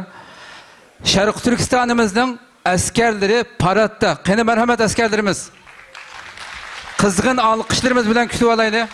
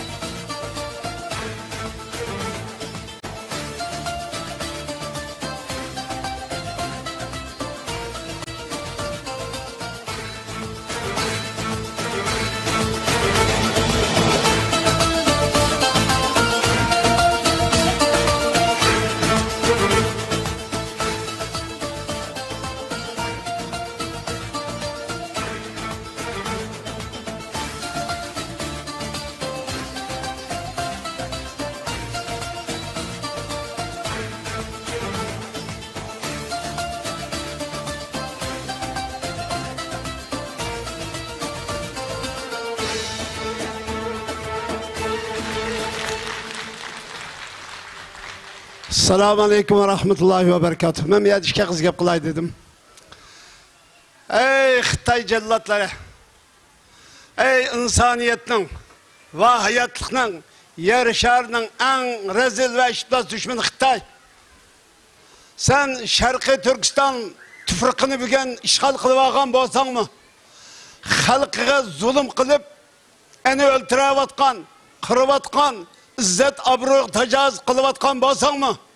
Yani bizdeki Şarkı Türkistan halkının iman üstü kurulgan ruh, bu iddia kündün kündü canlı şekilde yaltırıp meydana çıkmakta. Mana bu koludaki bu askerle, bu mücahitler Xitay'a karşı durduğun, yani Xitay'ın Şarkı Türkistan, Türkistan coğrafyasından koğlap çıkırdığın, özünün barlığına ataydığın kahramanlarının bugün yetişip çıkıvatkanlığı nime direk görüldü Xitay? Sen bugün Şarkı Türkistan'ı şütüveliş, Türkistan halkını yok kılıp yetiştiğinden ibaret, bu hırs, bu cinayet kol koygan bolsan mı, bu dava, bu ruh şu şekilde yok olmazdan kündün kündü yaltırıp meydana çıkmakta.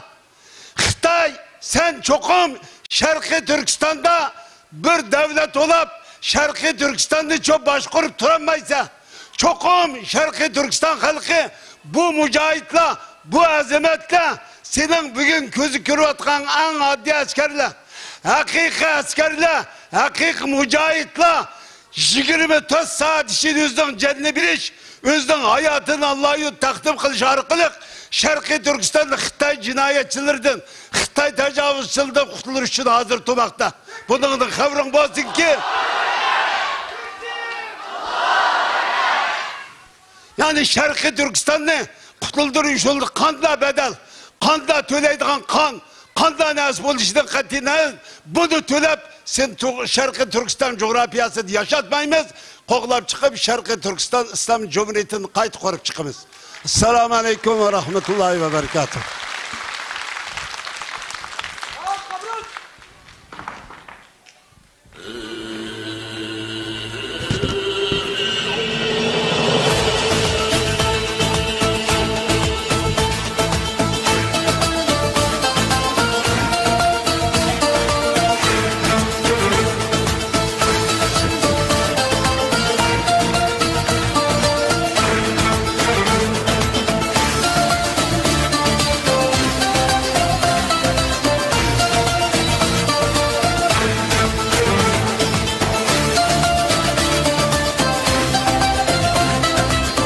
Kelgüsümüzün askerleriga bu güzel numurunu biz ko'rsatganligi uchun ko'pdan ko'p rahmat aytamiz. Alloh rozi bo'lsin.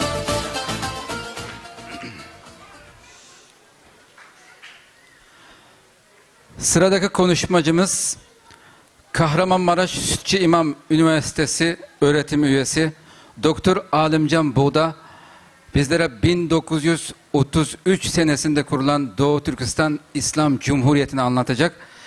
Doktor Alimcan Buğda Bizge birinci qitimliq Cumhuriyetimiz 1933 yıldaki İslam Cumhuriyetimizni sözlep berdi. Qani marhamat.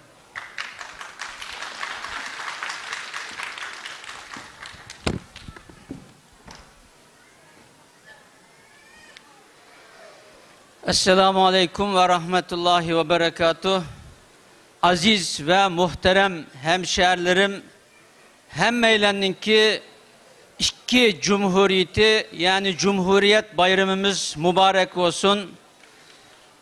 Ne güzel ecdadımız varken ki bizge iki cumhuriyetini miras kaldırıp koydu. Bugün biz bu yerde bu ecdadımızınki bizge miras kap koygan bu cumhuriyetini kutlaş için bu yerge geldik. İnşallah bu cumhuriyetimizni tekrar kuruşka Allah bizlerini muvaffak kılsın, nisip kılsın. İnsan evladınınki en çok kılalaydıgan işi tarihte bir devlet kurup çıkış. Devlet kuruş onda asan iş emez. Eğer asan boğan bolsa bu devlet kuruş meselesi biz bugün bunda eziyetlerini, bunda külpetlerini körep cümettik. Biz özümüzdeki vetini de, özümüzdeki toprağı da, özümüzdeki devletini özümüz başkurup kelgen bulattık. Bu onda asan iş emez. Bizden ecdadımız mı 1933'te kurgan İslam Cumhuriyeti'ni onda asan kolgu keltögen emez. O vakitlerde dünyada 5 esir İslam dünyasını ve 3 kıtani adalet bilen başkurup kelgen Osmanlı Hanıdallık Devleti, İmparatorluğu, Halifeliği, garip güçlerininki ve başka güçlerininki ortak hareket kılışı bilen oturudun kaldırıldı ve Türkiye Cumhuriyeti naiti ters bir şekilde bu hazırki köravatkan bu coğrafyanı kutkuzup kaldı. Şunun bilen birge Osmanlı Devleti'ninki himaye aslıda boğan nurgun Müslüman devletleri işgal kılındı. Ve Orta Asya'daki, Garbi Türkistan'daki, Batı Türkistan'daki, Garbi Türkistan'daki Türk kırındaşlarımız mı okşaş Rusya'nınki, Sovyet İttifakı'nınki işgalığı kirip kaldı. 1922 yılından tatip ta 1928 ve 30. yıllar için ait nurgun mücadelelerini, nurgun kallarını töktü ama olağa bir devlet kuruş nisip olmadı. Bizimki ecdadımız çoğu ise Şarkı Türkistan'da 1884 yılı Yakup Han'ı öldürüp Şarkı Türkistan'ı işgal kılan Mancur Xitaylığa karşı halkımız nurgun bedellerini verdi. Nurgun mücahede cihatlarını kıldı, nurgun hareketlerini ilip verdi. En ahirki neticede 1933 yılı bir İslam Cumhuriyeti kuruş bizimki toprakның üstüde Şarkı Türkistan'da bizim milletimizge Şarkı Türkistan halkıga nisip oldu. Bunda asanlam kelgen bir cumhuriyet emez. Bunu ta 1931 yılı başlangan cihadi hareket ahirde birip Şarkı Türkistan'ınki tamamını azat kılış bilen birge 12 Kasım 1933'ki kelgen çağda resmen devlet olap kuruldu. Bu pakatlam Kaşgar'da kurulup kalgan devlet emez. Bazıları dedi ki bu fakat Kaşgar'da kurulgan bir devletti deyip 1933'te kurulgan devlet hazır biz köravatkan medeni dünyada yeryüzünde bir devlet var desek her kandak devlette boğan naiti mükemmel idaresi bilen her türlük özününki askeri ve her türlük ministerlikler bilen Şarkı Türkistan'ınki tamamını hazırki coğrafyanınki tamamını ve Şarkı Türkistan'ın içinde boğan Uygur Kazak, Kırgız, Tatar, Özbek, Tacik, Mongol Katarlık, barlık Şarkı Türkistanlık halklarınki hemmisininki ulanınki nimisini, tasdikini, beyetini ağan asasda o 1933'teki Cumhuriyet bu şekilde kuruldu. Yani bu tamamen asası kanunu bilen, üzününki idaresi bilen ve üzününki mükemmel aparatı bilen nayeti mükemmel bir şekilde bu Cumhuriyet Devleti kurulup çıktı. Bununki kuruluşu da kandak kuruldu diyen çağda Hoca Nizacım deslapta bu inkılapını 1931 yılı Kumul'dan başladı. Başlagandan keyin Xitayninki acizlaşkan bir vaxtida şunun bilen birge 1932 yılnisi Xoten'de Muhammed Emin Buğra Hazretim ve Sabit Damollam Katarlık Şarkı Türkistan'ınki münevver alim ölüm alırı Xoten'de bu inkılapne başladı. Şunun bilen birge Altay'da ve Golcu'da Şerifhan Katarlık Kazak mücahitler üyede Xitay'a karşı mücadele başladı, cihat kıldı.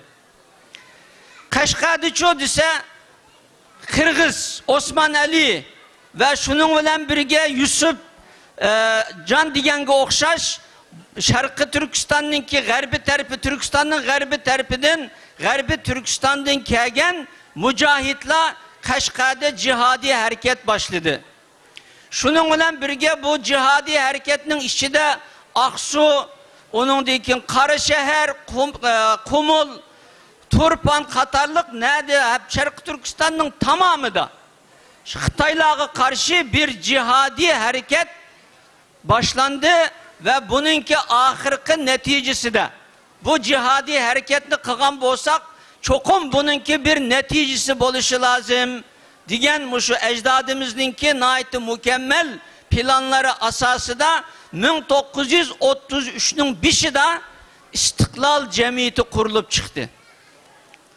Bu İstiklal Cemiyeti'ni kurguçula Şarkı Türkistan'dan çet elde her hiyalerde okup kelgen devlet digen nime, vatan digen nime, dinin siyasi devlet kuruş düşüncesi nime Katarlık hemme meselelerini naiti yakşı puxta muzakir kılıp bilgen kişiler bula.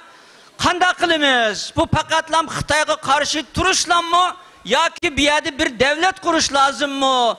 Digen şu meseleler üstüne naiti cık muzakire, münazire ilip bir ahiriste İstiklal Cemiyeti'ni mehbi bir şekilde kurup çıktı.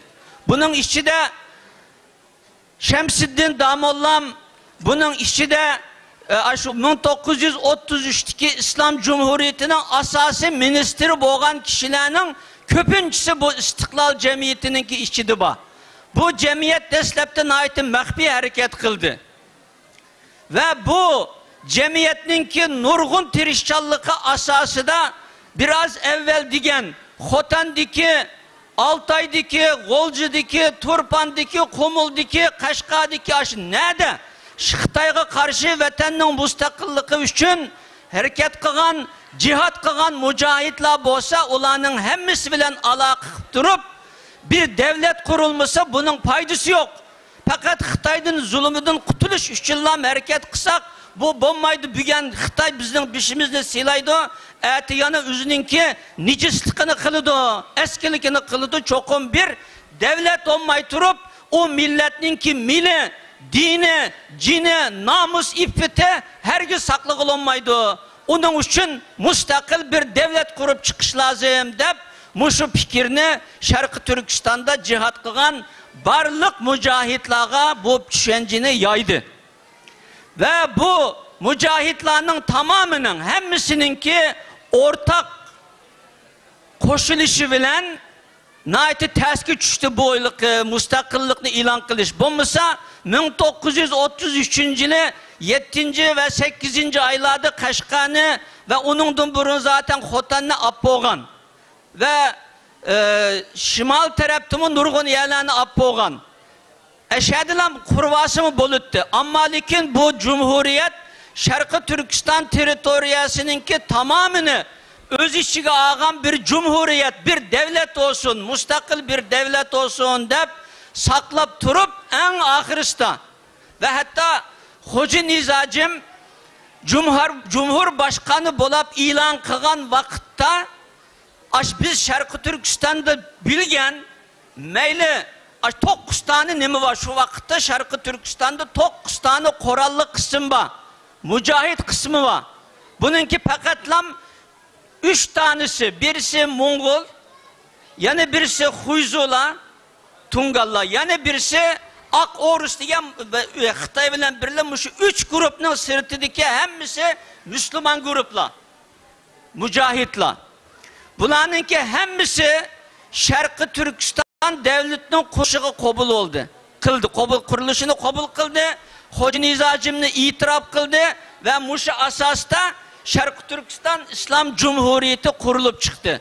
Onun dinkinci odise Ürümçi'de doğan Xitay mı ve Mongol askerler mi, Mongol kısımlar mı ve şunun bilen birge Ak Orus hemmisi Hoca Nizacım'ını Şarkı Türkistan Cumhuriyeti'ninki Cumhurbaşkanı, Cumhur Reisi dep kabul kıldı ve hatta Nencin'deki Xitay mı telgraf yolladı. Bunun hemmisi İstiklal Jurnal'ınki nimisini yazıqlık hemmisi. Şu vakitte Nencin hükümetininki Xitay'ınki bu Şarkı Türkistan Cumhuriyeti'nin kurulganlıkını, kabul kılganlıkını ve Hoca Nizacım'ını bu Cumhuriyet'in reisi dep kabul kılganlıkını itiraf kıldı. Ve bu şekilde bu Cumhuriyet kuruldu. En kısa vakit içinde 12 Kasım 1930 11. ayının 12. günü Cumhuriyet ilan kılgandan keyin bak karanla. Nurgun devletlerininki asası kanunu keyin yazılgan. Devlet kurulup nurgun 4, 5, 10 sene ötkendan keyin hala bazı devletninki bunda toğra yaxşı bir asası kanunu yok. Ecdadımız çoğu dese puxtu teyyagerlik kılganlık üçün aradan bir ay ötmey turup Şarkı Türkistan İslam Cumhuriyeti'ninki asası kanununu 30 maddelik asası kanununu tüzüp çıktı. Ve bu aşında bir asası kanun ki hazır Şarkı Türkistan devleti kurulup kalsa aşı asası kanununa asas kıptırıp o devletimizi kursak naiti mükemmel ve dünyada en ilgar devletinin birisi bulalaydı. Aşında asası kanunu kurup çıktı. Hem insanların hukuku hürmet kılıdığan ve İslam'ınki asası prensiplerine asas kılan ve şunun bilen birge insanlarınki saylaş ve sayılınış diyendek müşündak medeni dünyada oturup koygan muşu kıymet karaşlarını mı kabul kılan şekilde naiti mükemmel bir asası kanununu tüzüp çıkıp ve muşu Cumhuriyetinin asası kanunu buludu dep ilan kıldı. Ama maalesef o vakitte Garbi Türkistan Sovyetler Birliği'ninki Stalin'ninki işgali aslında idi. Bu yerde bir devletninki müstakil, Müslüman, Türk bir devletninki kurulup kalganlığı Rusya'nı ve o devakitteki İngilizce'ni çünkü İngilizce Osmanlı halifelikini oturdun kaldırıvatkandı. Muşunda bir devletin kurulup kalganlığını ve şunun bilen birge Xitay Katarlık devletler bu deyada bir devletin kurulup kalganlığından naiti rahatsız oldu. Bulap mı Rusya? Şunun bilen birge bunu kanda kılış lazım dep bu devletini işgal kılış imkaniyeti yok. Çünkü müstakil, muntizim kurulgan bir devlet. Bunu kanda kılış lazım. O zaman bu devletninki reisi, cumhurbaşkanı boğan Hoca Nizacım'ını yalğız çakırıp onunla nurgun hizmetlerini işleş arkalık kurulgan devletninki ministerler bilen baş minister bilen Hoca Nizacım'ın arasını ayırıvattı. Hoca Nizacım cumhurbaşkanı boğan turuqluq, reisi cumhur boğan turuqluq ministerlerinki ve şu vaxtıda kurulgan parlamentonunki, halk meclisininki hiç kandak tasdiqini almay turup Rusya bilen 13 maddelik bir tane kilişim tüzdü, imzaladı. Ve şunun bilen birge Rusla bizden Şarkı Türkistan'a bisip girip o Tungallar bilen birleşip 1933'teki İslam Cumhuriyeti'ni ortadan kaldırıvattı. Bu nihayeti ibretlik bir mesele. Bu hem Şarkı Türkistan İslam Cumhuriyeti'nin kuruluşu ve bir devlet olup bir halkının, bir milletinin, bir Müslüman Türk milletinin ki Şarkı Türkistan'da durgun jilla Xitayning asaretini kılıp müstakil bir devlet bulup kurulganlığımız naiti iftihar kılışka her kançı kutlaşka naiti çoğun iftiharlışımızga yaraydıgan naiti bek ehemmiyetlik bir mesele. Ama lakin Hoca Nizacim'nin muşunun okşaş baştaklık kılıp üzününki kallısığı kegen boyunca hareket kılış arkalık muşu İslam Cumhuriyeti'nin devletninki asası kanunuga ministerlerge hürmet kılmagan şekilde tüzgen bu kilişimname maalesef Şarkı Türkistan İslam Cumhuriyeti'ni ortadan kaldırıvattı. Bu nimeni keltirip çıkırdı dese ben biraz evvel diyentim İstiklal Cemiyeti kurulup şu kurulgan İstiklal Cemiyeti bu İslam Cumhuriyeti'ni kurup çıkkantı. Hem bula naiti ahlaklık, naiti yetişken seviyeli kişiler boğallık için Hoca Nizacim bu inkılapını başlattı 1933'te. Onun için biz Hoca Nizacim'ni Cumhurbaşkanı reisi kılmışsak Hoca Nizacim hapılap kalıdı. Şunun bilen birge onun akışta nurgun askerlerine nurgun hizmet kıldı, nurgun cihadi hareketlerini kıldı. Bu Cumhurbaşkanlığı Hoca Nizacim layık dep bombagan Hoca Nizacim'ga Cumhurbaşkanlık reisini verdi. Hoca Nizacim'ni bek yakşı tonumaydı. Tonumagan boğallık üçün Hoca Nizacim mi olanı yakşı bilmegenlik üçün mana muşunun okşaş naiti çoğun bir faciani keltirip çıkardı. Biz bunundan naiti çoğun ibret ilişimiz lazım. Xitay her zaman 1884 yılda Xitay Şarkı Türkistan'ı bisvagan çağdı mı bizninki devletinin reisi boğan Yakut Beg'ini zehirlep öldürüp devletini tügütüp attı. 1933'teki İslam Cumhuriyeti dumu okşaş reisi cumhurunu sitivilip muş arkalık İslam Cumhuriyeti'ni tügütüp attı. 1944 yılda mı Ali Han Törem İslam Cumhuriyeti'ni kurgantı. Ali Han Törem'ni ortadan kaldırıvattı. Rusya'ya eçketti. Orta Asya, Garbi Türkistan'a ve Ahmetcan Kasım onun dinkinki o 44'teki Cumhuriyet'nin reisi Ahmetcan Kasım'ı mı öldü deplam tügetti. Başlık tügeyen dinkin şunun bilen etraftakiler mensepperestli bunun ilgi olup o devletini veyran kılıvattı. Yani biz bunundan ibret ilişimiz lazım. Özümüzdeki davası baş olan kişilerini yakşı bilişimiz ve bu kişi eğer biz bununla işensek ve bununla hakiki şekilde işenci bağlagan bolsak bununla her kaçan ilgi çıkışımız, ak çıkışımız, desteklişimiz ve onunla bir septe kandısı kan, candısı can bir dağın, baldısı mal bir dağın muşunda bir iradede buluşumuz lazım. Aşında muhim peytlerde üzümüzdeki bişide boğan, üzümüzdeki başlıklarına, üzümüzdeki reislerine ilgi çıkmagan çağda mana muşunda akıbet kep çıkıdı. 1933'teki bu Cumhuriyet'in ügünüdüğün nurgun nesillerimiz ve ibret alıdığın nurgun nesillerimiz var. Bugün bir yerde bu Cumhuriyet'ini tebrikleş, hatırlaş, üzümüzdeki konuda yad etiş, hayatımızda kelgüsü de bu Cumhuriyet'ini kaytıdın, kurup çıkış meksidinde biz bir yerde cem olduk. Onun için ben bir yerde bu Cumhuriyet'ninki kuruluş esnasındaki bazı meselelerini tepsili dep oturmayımız. Zaten sinevizyonda gördük ve onundan başka konuşmacılar söz kılanlarının sözünü anladık.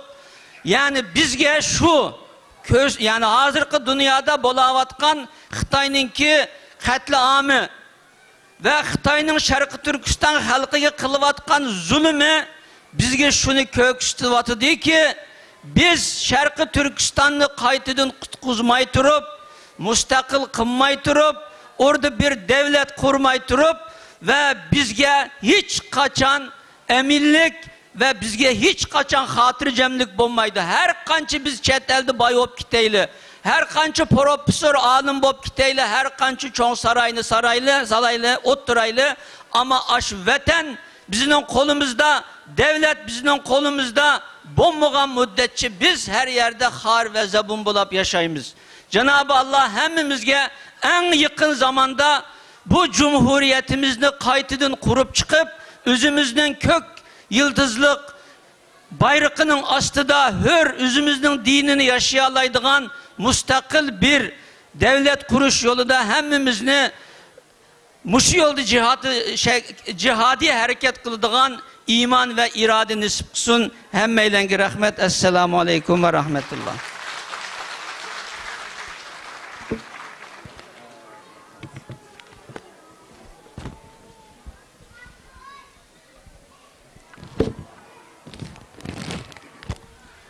Doktor Alimcan Buğdağ'a bu kıymetlik malumatları sebeple köpten köp rahmet etimiz. Sayın hocamız Doktor Alimcan Buğdağ Beyefendi'ye bu güzel bilgilendirmesi için çok teşekkür ediyoruz. Sırada minik çocuklarımız sabırsızlıkla bekliyorlar. Sahnemize alalım çocuklarımızı. Bizge Cumhuriyetimizdeki devlet kiribimiz, marşımız bulanı bizge bir esletmek için kanı merhamet.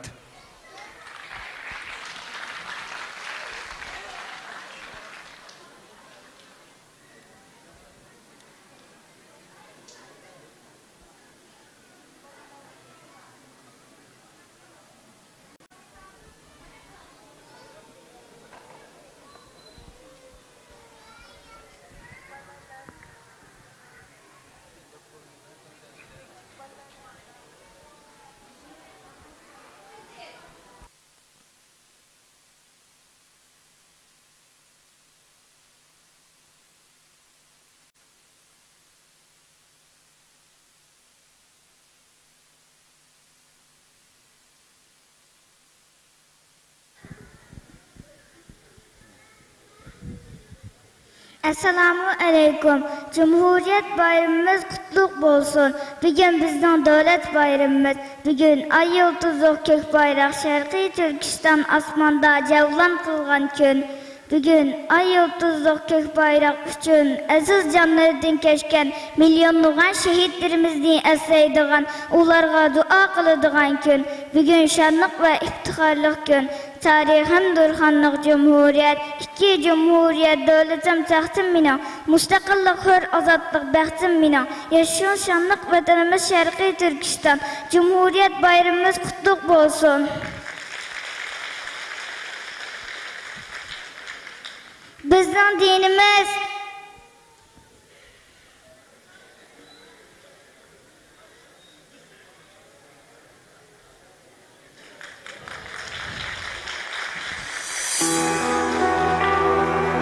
İslamiyet, bizden nişanımız.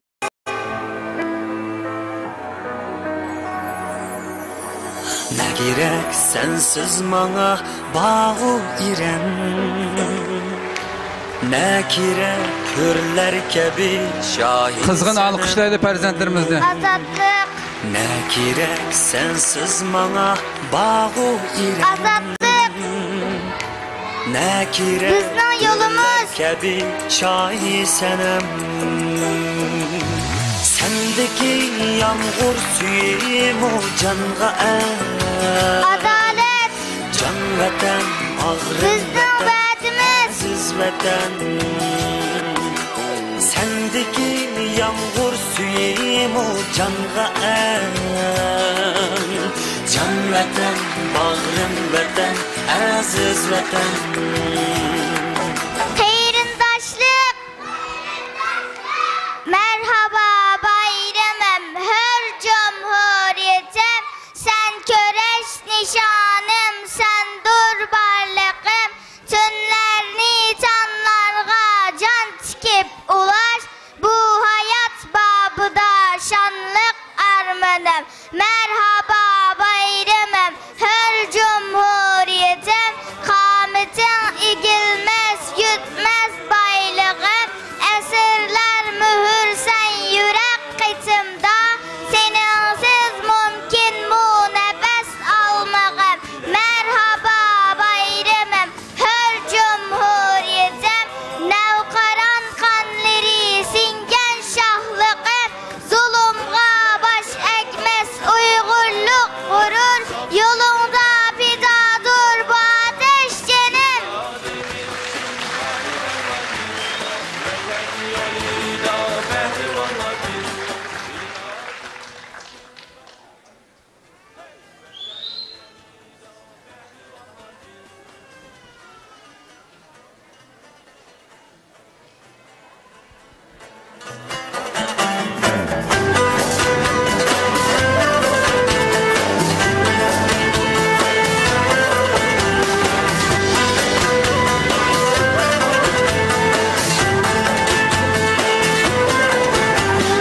Asli uzun cil bizni felaket elden uçraştık kanlı helaket elden uçraştık kanlı helaket gölgeli günümüz dünya kıyamet gölgeli günümüz dünya kıyamet Tanrı yar olsun bizge hidayet Tanrı yar olsun bizge hidayet İrademiz için kahramanlar biz Vatan yolunda pehlivanlar biz İrademiz için kahramanlar biz Hey vatan yolunda pehlivanlar biz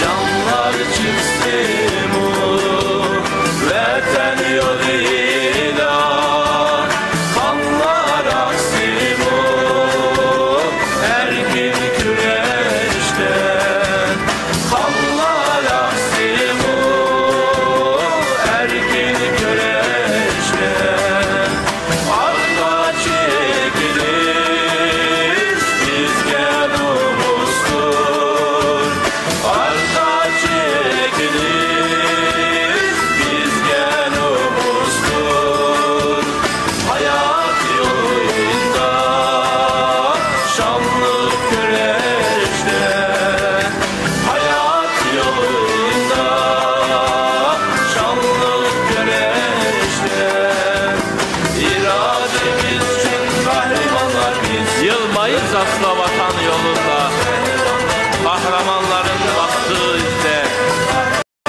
tu nişanımız batır bilekte göğsümüze naz saklar önünde İrademiz için kahramanlarız vatan yolunda pehlivanlarız vatan yolunda pehlivanlarız hey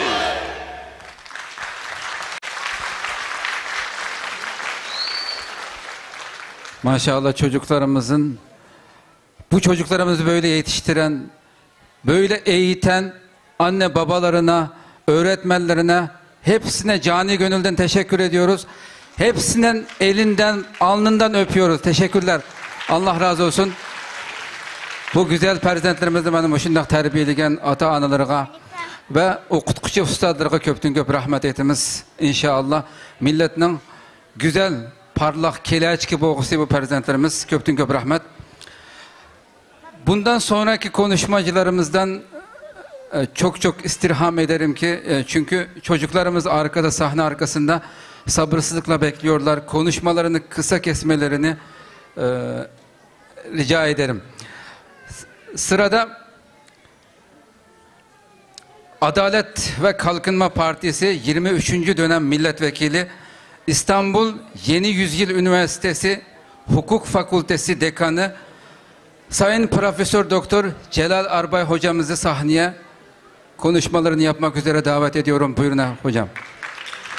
Hemmemizge malum bolgandek Profesör Celal Arbay hocamız her kıtım, her kandak sorunda bizning davarımızın yendi bulup, bizge davamlıq otluk, coşkulluk sözleri bilen davamlıq bizning ruhimizni urg'itib kelayotgan hürmetlik ustazımız kısa bir söz qilmoqchi, qani marhamat. Selam olsun.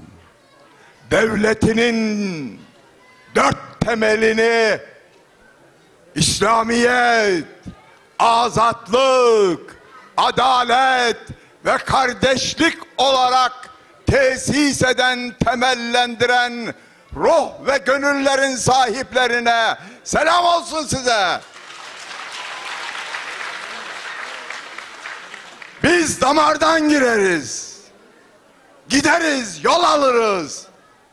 Ama zaman akrebiyle, yelkovanıyla çelme takar bize. Dur, dur der. Balacalar var, balacalar. İstikbal onların, fazla uzatma. Onlar çıksınlar ve size ümit versinler, ümit versinler. Bana ümit verdiler, ümit verdiler. Ben rahatım, istikbalden eminim. Niçin biliyor musunuz? Biz bu Cumhuriyet Günü'nü, Şarkı Türkistan Cumhuriyet Günü'nü, Allah rahmet eylesin, yattığı yer nur olsun, Berat Hacım ile birlikte 1998 yılında Kasım ayının 12'sinde birlikte kutlamıştık. Kaç kişiydik? Merak ettiniz mi?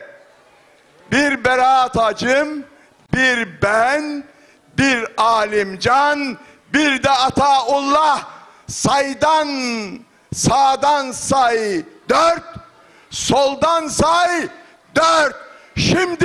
Şimdi burada binler var, binler. Şimdi burada yiğitler var, yiğitler.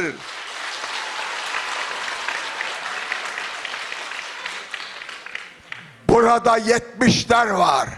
Burada 50'ler var. Burada balacalar var. 4 yaşındakiler, 5 yaşındakiler var. Burada istikbale ümitle bakan,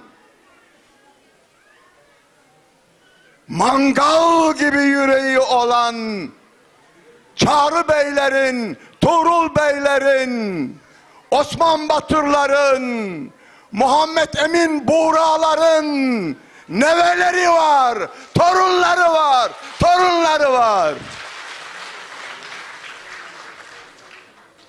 Biz de talibiz onların torunu olmaya. Ama bize derler ki, hele sen eğleş, senden daha tazeleri var, tazeleri.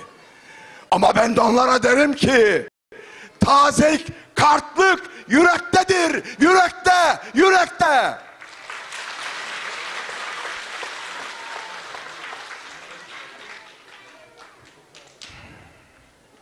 Allah rahmet eylesin.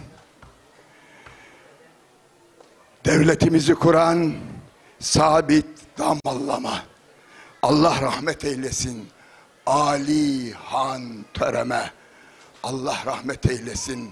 Muhammed Buğra, Muhammed Emin Buğra Bey'ime, bütün geçmişlerimize, bugüne gelinceye kadar bu dava uğruna fedai can edenlere Allah rahmet eylesin. Ben teşekkür edecektim. Burada Güngör Yavuz Bey gitti mi? Öyle mi? Hassasiyetine, ilgine, sahipkarlığına teşekkür ediyorum.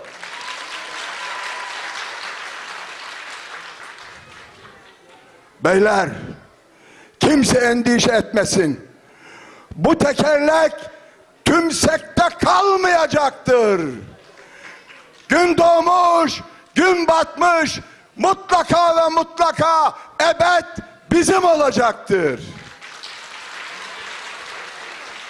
Zaten ben ne zaman mikrofonu elime almaya kalkarsam hemen bir zaman uyarısıyla karşı karşıya kalırım. Bu da benim kaderim. Ne yapayım? Çocukları dinleyeceğiz. Bunlar bizim evlatlarımız. Bu işi güzel götürüyorlar. Bu işi güzel götürüyorlar. 1998'de emin olun ki biz 4 kişi kutladık bu bayramı. Şimdi biz burada bir bütünüz, bir kitleyiz. Hesap edin. Rabbim bize muvaffakiyet nasip edecek midir, etmeyecek midir? Siz hesap edin. Zafer Allah'tandır. Sen kendini o mutlak iradenin rızası doğrultusunda gözden geçir, adam ol, adam ol ve ayağını yere sağlam bas. Ve bütün samimiyetimle söylüyorum. Rabbim bu millete bir kere daha bu başarıyı, bu seviyeyi, bu yüreği nasip edecek, ona bir kere daha sorumluluk verecektir. Bundan emin olun. Yalnız Güngör Yavuz kardeşim, yani kimse kusura bakmasın, buradaki dostlarıma da hiç olmasa bir cümle söyleyeceğim. Bakın şunu iyi bilin. Hıtay'ın, siz öğrenin, Çin'in adı Hıtay'dır. Hıtay. Hah. Ben öğrendim. Siz de öğrenin. Hıtay'ın ve onun paralelindeki dünyadaki emperyalist, siyonist güçlerin emin olun en büyük sermayesi bizim birbirimize düşmemizdir. Bizim aramızdaki nifaktır, tefrikadır. Altından daha kıymetlidir onlar için bizim aramızdaki uyuşmazlık. Ama Doğu Türkistanlı kardeşlerim STK'lar Birliği'ni kurdular. Düşmana avucunu yala dediler. Şu anda Hidayet Hacım nerede? Toplandı yiğitler. Dünya çapında. Nerede toplandılar? Prag'da. Dedeleri Kanuni Sultan Süleyman'ın dünyaya yön verdiği diyarda. Gül Baba'nın tepe başında. O topraklar bu asaletin, bu imanın nefes üflediği yerlerdir. Bir daha üfleyeceğiz. Ben size yalvarıyorum. Her birinizin küçük büyük demeden elinden ayağından öpüyorum. Allah aşkına hırda küçük işler peşinde birbirinizle dalaşmayın, didişmeyin. Birlik içinde, dirlik içinde hep beraberce yürüyelim istikbale doğru.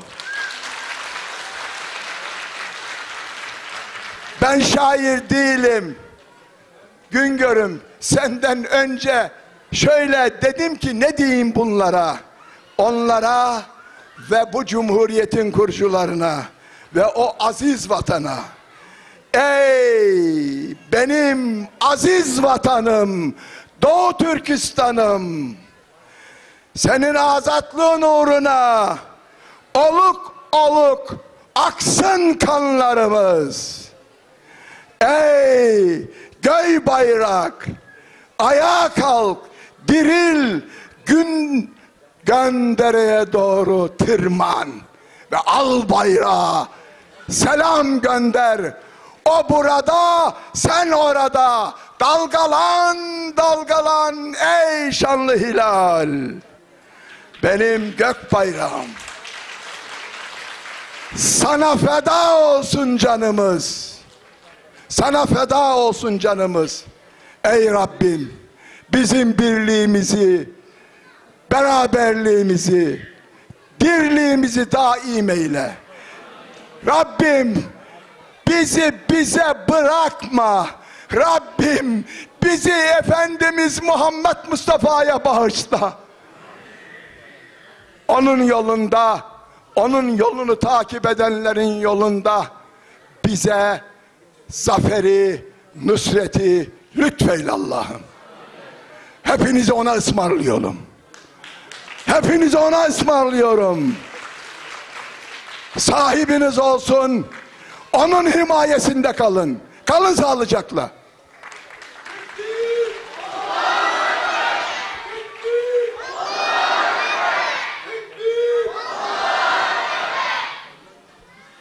Profesör Doktor Sayın Hocamız Celal Arbay Hocamıza bu güzel, her zamanki gibi bu coşkulu konuşmalarından dolayı gönülden teşekkür ediyoruz. Növətdə bu güzel otluk, yalqınlıq sözlerden keyin ösmürlerimiz bizge yolunda pida biz Şarkı Türkistan namlıq bir şiirini oxup emekçi. Sümeyra Hasan, Ayşe Haşimoğlu, Zahra İrfan, Safiye Abdülaziz, Mukerrem Yasin, Teslim Salih, Fatime Zahra, Nefise qatarlıq ösmürlerimiz sahnege merhamet, kısaqini merhamet.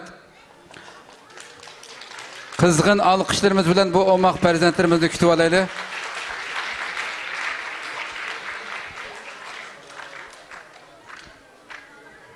Buyurun halkım.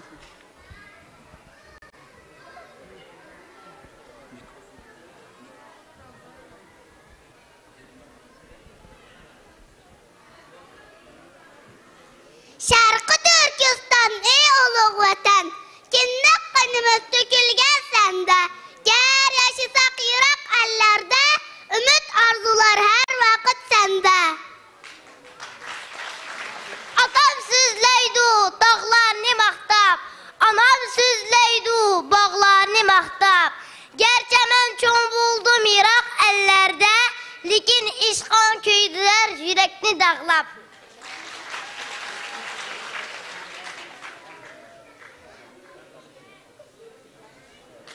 Biraz sahnenin aldığı kilana. Biraz sahne aldığı kilana.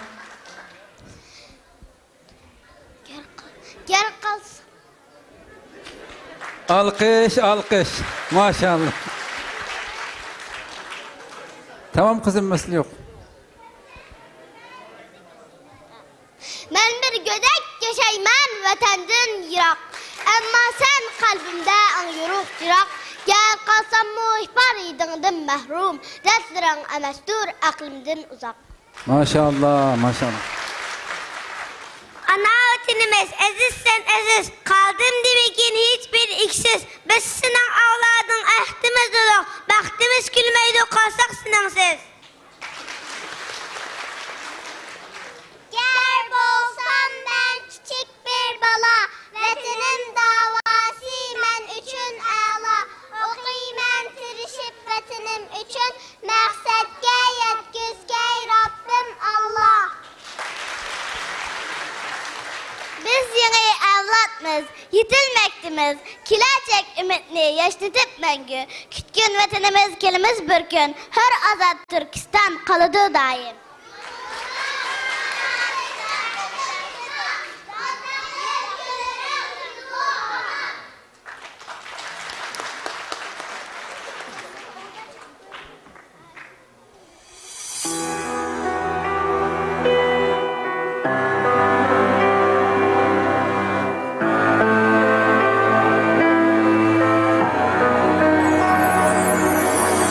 Ne gerek sensiz mana bağı iren.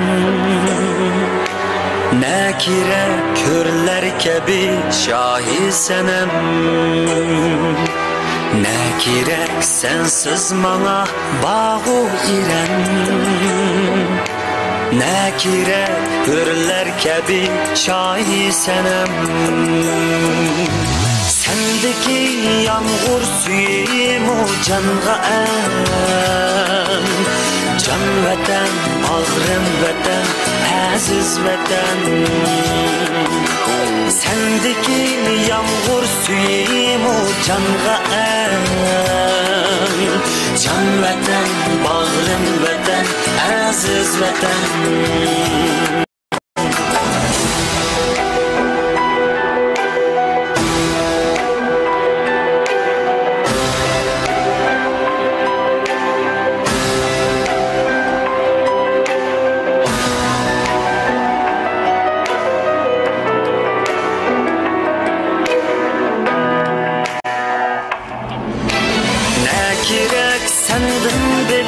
Şevket bana ne gerek senden uluğum han yana. Ne gerek senden bilek şevket bana. Ne gerek senden uluğum han yana. Sen bilen tapkan kicem o nur ziya. Can vatan, baxtim vatan, aziz vatan. Sen bilen ötken kicem o nur ziya. Can vatan, baxtim vatan, aziz vatan.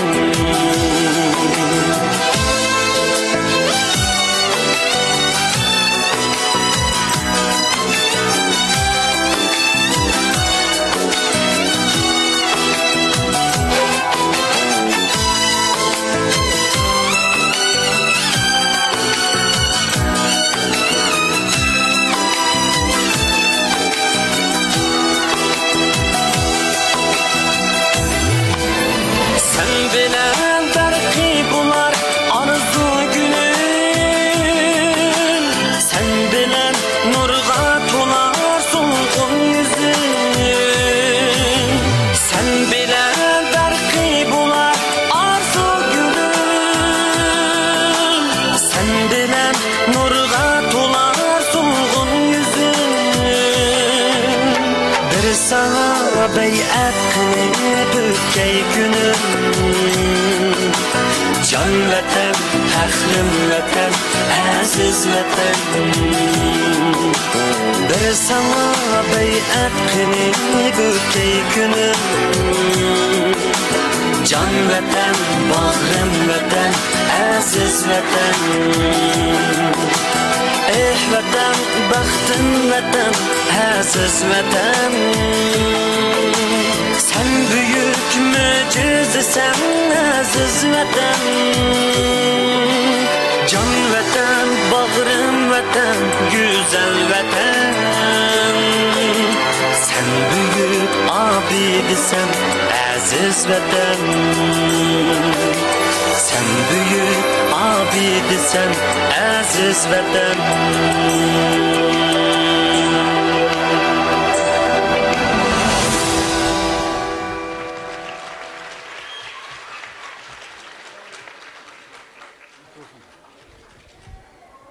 Allah razı olsun çocuklarımızdan. Mikrofon alayım.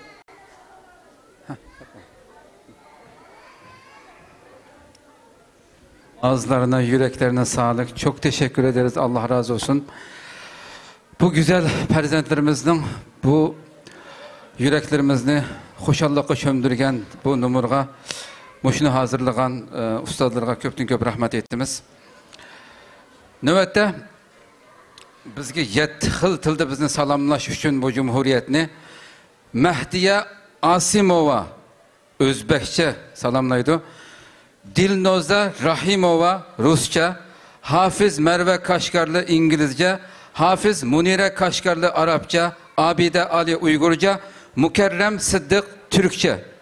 Selamlayacaklar. Sahneye davet edelim.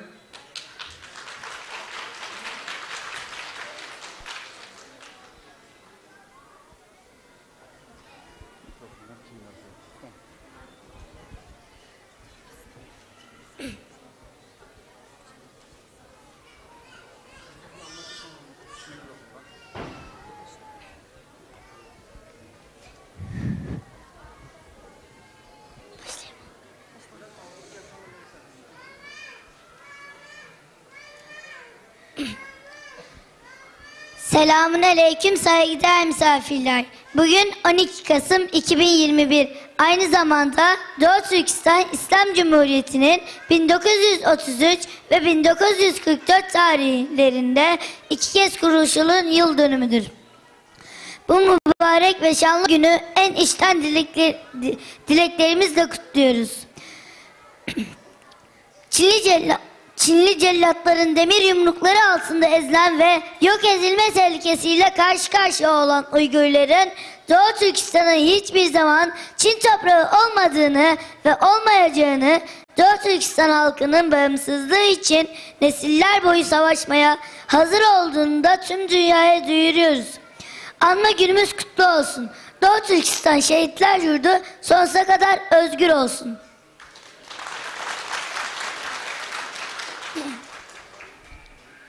Assalamu alaikum barlıq mehmanlar.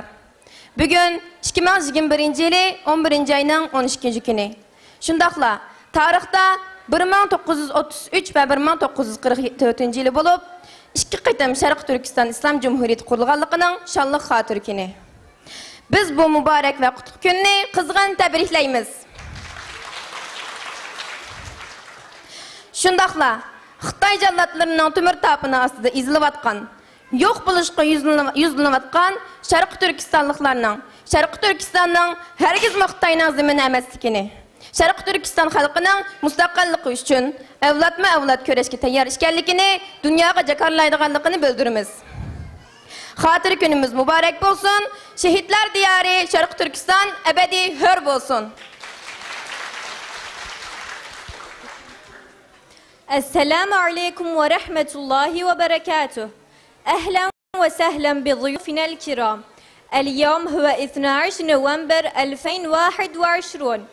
يصادف اليوم لذكرى تأسيس جمهورية تركستانية الشرقية الإسلامية مرتين في التاريخ، عام 1933 و 1944. نحتفل بكل فخر واعتزاز بهذا اليوم المبارك. كما نعلن للعالم أن تركستان الشرقية التي يتم سحقها وإبادة شعبها تحت القبضة الحديدية للجلادين الصينيين لم تكن أرضا للصين أبدا، وأن شعب تركستان الشرقية مستعد للقتال لأجيال من أجل استقلالهم. يوم ذكرى سعيد، فلتكن أرض الشهداء تركستان الشرقية حرة حتى يرث الله الأرض ومن عليها. Ассаламу алейкум ва рахматуллахи ва баракатух, уважаемые гости. Сегодня 12 ноября 2021 года. Это также годовщина основания Исламской Республики Восточный Туркестан дважды в 1933 и 1944 годах. Отмечаем этот светлый день с искренними пожеланиями. Уйгуры, которые были раздавлены железными кулаками китайских палачей, находятся лицом к лицу под угрозой уничтожения. Восточный Туркестан не является и никогда не будет территорией Китая. Мы также заявляем миру, что народ Восточного Туркестана готов бороться за свою независимость на протяжении поколений. С Днем памяти! Да будет свободна во веки веков земля мучеников Восточного Туркестана. Assalamu alaykum va rahmatullohi va barakatuh. Qadrli va hurmatli mehmonlar, bugun 2021 yil 12 noyabr. Biz bugun 1933 va 1944 yillar Islom Respublikasi bo'lgan Sharqiy Turkistonning tashkil topgan yilligini nishonlamoqdamiz. Bu muborak va ulug'vor kun bilan barchangizni tabriklaymiz. Barchamizga ma'lumki, Sharqiy Turkiston xalqi shafqatsiz Xitoy Kommunistik partiyasi tuzumi qo'lida qirg'in, genotsid va insoniyatga qarshi jinoyatlarga duch kelmoqda. Biz bugun butun dunyoga e'lon qilamizki, Sharqiy Turkiston zamini Xitoyning bir qismi emas. Shuningdek, Sharqiy Turkiston xalqi o'z mustaqilligi uchun avlodlar osha kurashga tayyor ekanligini bildiradi. Yillik barcha birodarlarimizga muborak bo'lsin. Shahidlar yurti bo'lgan Sharqiy Turkiston abadiy ozod bo'lsin.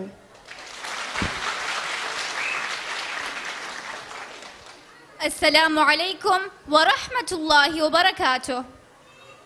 Dear distinguished guests, today is the 12th of November 2021. We celebrate today the anniversary of the two republics, which were established 77 and 88 years ago respectively. People of East Turkestan facing extermination, genocide and anti-human crimes by the hand of brutal Chinese Communist Party regime. Today, we declare to the whole world that the land of East Turkestan is not part of China. The people of East Turkestan are fully prepared to fight for generations to free their land. Happy anniversary! The land of martyrs East Turkestan be free forever.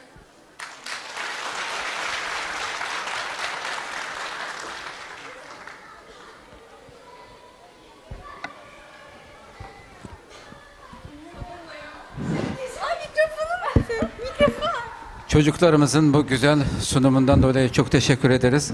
Her dilde Doğu Türkistan halkının hiçbir zaman Çin zalimlerine baş eğmeyeceğini, Doğu Türkistan topraklarının ebediyen Doğu Türkistanlara ait olduğunu ilan etmiş oldu. Köptün köp rahmet etimiz prezidentlerimiz için bu güzel diplomasiyası için. Tövende biz Şarkı Türkistan Ölümalar Birliği Reis Vekili hürmetlik Mahmutcan Damollam'ın sahneye teklif kılımız. Doğu Türkistan Alimler Birliği Başkan Vekili Sayın Hocamız Mahmutcan Damollam'ın konuşmalarını yapmak üzere kürsüye davet ediyorum. Buyurun.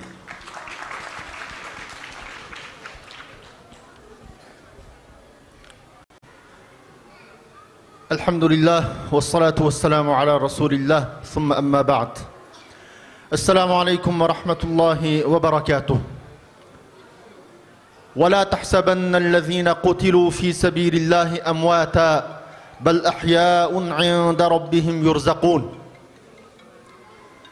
Bugün biz tariximizde vatanimiz Şarkı Türkistan'da iki qatim İslam Cumhuriyeti'ni kurgan, Cumhuriyet kuruş yurida sıqqanlarını Allah yurida bəgən, şehitlerimizni eslep, Cumhuriyet günümüzni hatırlap bu yerga yığıldık. Bu yerdeki yığılışlarımız bizge şundak çunqur bir ders beriş gerek. O bosumu şehitler ülüp ketkendan kiyinmi arlıqta 100 yılga yakın vakit ötken bosumu biz ularni eslavatimiz. Azgın vakittin keyin 100 yıl buludu. Ularga dua kılıvatimiz. Ularning iş izlerini, ularning kademlerini biz mi basımız dep Allah Subhanahu ve Taala'ga va'da berivatimiz. Mana bu obdan eslasak şu vakitte hainlik qilganlar, şu vakitte şu mücahitlarni satqanlar, şu vakitte Xitoy komünistleri bilan hamkorlashib bitimga imzolaganlar hammasi o'ldi. Mayli Allah yo'lida shahidlikni tanlaganlar, kurash yo'lini tanlaganlarmi o'ldi. Shundaqla huquqni, ma'lum manfaatni, dünyada uzun yaşashni maqsad qilganlar o'lmaymiz deganlarmi cho ularmi o'ldi. Mana bu bizga bu azodlik yo'li, kurash yo'lininki sharafli yo'l ekanligi. Bu yo'ldagi qalbini uzun sanab, ümidsizlanib yoki bu yo'lda manganlarni zonliq etib nima ish qila olaysiz? Qanchalik kuchingiz boti? Siz quruq gapni qilmang. Bugun dunyoda Xitoyga teng keladigan cho'ng davlatlarmi yo'q tursa, siz nima qilasiniz? Da'vat qillarmi cho'qim bu dunyodan ketidi. Bizmi bu dunyodan ketimiz. Lekin biz musulmon mo'min bo'lib suhbatimiz bilan Allah yo'lida shahid bo'lganlarning hayot ekanligini, mayli ular o'zining g'oyasiga erishib shu davlatni tiklay olsin, qura olsin, yoki Qur'onmisin, lekin shu yo'lda o'lishning o'zi bu eng katta sharaf ekanligini eslashimiz. Bu yo'lda xuddi Allah subhanahu va taala Qur'oni Karimda وَإِذْ يَقُولُ الْمُنَافِقُونَ وَالَّذِينَ فِي قُلُوبِهِمْ مَرَضٌ مَا وَعَدَنَا اللَّهُ وَرَسُولُهُ إِلَّا غُرُورًا. Münafıklar, hakiki iman kalbige kirmegenler, hakni tunumıganlar, bula Allah'ın Resulünün ki müminlerge yardım kılış doğruluk vadilerini, Allah'ın Resulü müminler her daim üstün buludu digen bu vadilerini kuruk gap. Bula emelileşmeydiğen yalgan gapni bizge vadi qıptı dep münafıklar muşundak deydu dep bizge Peygamberimiz sallallahu aleyhi ve sellem'nin zamanıdaki münafıklarının sözünü hikaye kıldı, bizi sözlep verdi. Mana bugünkü günde aşı münafıklardan farkı yok, nurgun insanlar muşu bizden işçimizde yok emez. Bulamı bu dünyadan kitidu. Lekin bulanın yaman namı kalıdı. Bu yolda köreş kıygallamı bu dünyadan kitidu. Lekin ulanınki şereflik namı kalıdı. Şunun için biz hakiki ümit var bulaylı. Allah subhanahu ve ta'ala'nın ki İnna lenansuru rusulana vellezine amenu fil hayati dünya ve yevme yekumul eşhad. Bizning elçilerimizge, peygamberlerge, o peygamberlerge iman keltügen müminlerge, çokum dünya ve ahirette kalbi ata kılımız. Müminge nispeten dünyadaki kalbe hak yolda müstehkem turup ülüş. Hak yolda müstehkem turup yaşaş, mana bu müminin kalbisi. Bu özünün gayesine yeterlisin, ya ki yetemmisin, hakta müstehkem turuş müminin kalbisi. Çünkü Kur'an-ı Kerim'e qaraydigan bolsak, Allah subhanahu ve taala nurgun peygamberlerinin hak yolda öldürülgenligini bizge çoğu bayan qıp berdi. Aşı hak yolda ülüp ketkenler mağlup boğallı mı? Elbette ular mağlup boğallar emas. Ular hakның, hakikatның en üstüge esilganlar. Ular ülüp ketdi. Ular dünyada çoğun kalbige erişemedi. Düşmanlarını yokutanmadı. Lekin ular çoğu prinsip üstüde, iman üstüde, özünün hakkı boğan, hakikat yetiş gayesinde çın turuş bilen çoğu öldürüldü. Lekin Allah subhanahu ve taala ularını çoğu kalbi kıygallar dep süpetildi. Şunun için biz halkımızdan her daim ümit var buluşunu, her daim düşman bilen çokum men köreş kılımen. Bu yolgu men canımını atıdım, melimni atıdım, bütün şaraitim, imkaniyetimden uş yolgu işiltimen degen iradını her daim yenilap duruşunu, her daim Allah subhanahu ve ta'ala'dan talep duruşunu talep kılımız. Biz Peygamberimiz sallallahu aleyhi ve sellem'nin sözüge imanımız var. Bu sözüge işendik. Peygamberimiz nim degen? Peygamberimiz men se'alallaha şehadete bi sıdq bellagahullahu menazile şuhada ve in mâte ala firâşih. Her kandak bir adam Allah yolunda küreş kılışını rastçılık bilen talep kıysa, Allah meni hak yolda zalimge karıştırış yolunda küreş kılışkı nisip kıygın dep rastçılık bilen, samimilik bilen muşun talep kıysa, Allah subhanahu ve taala bu kişini şu şehitlerinin, şu küreş yolunda cenni belgellerinin katarıda kuludu. Şulanın derecesine yetküzüdü. Ula yüzünün köpüsünü ülep kasımı deydi.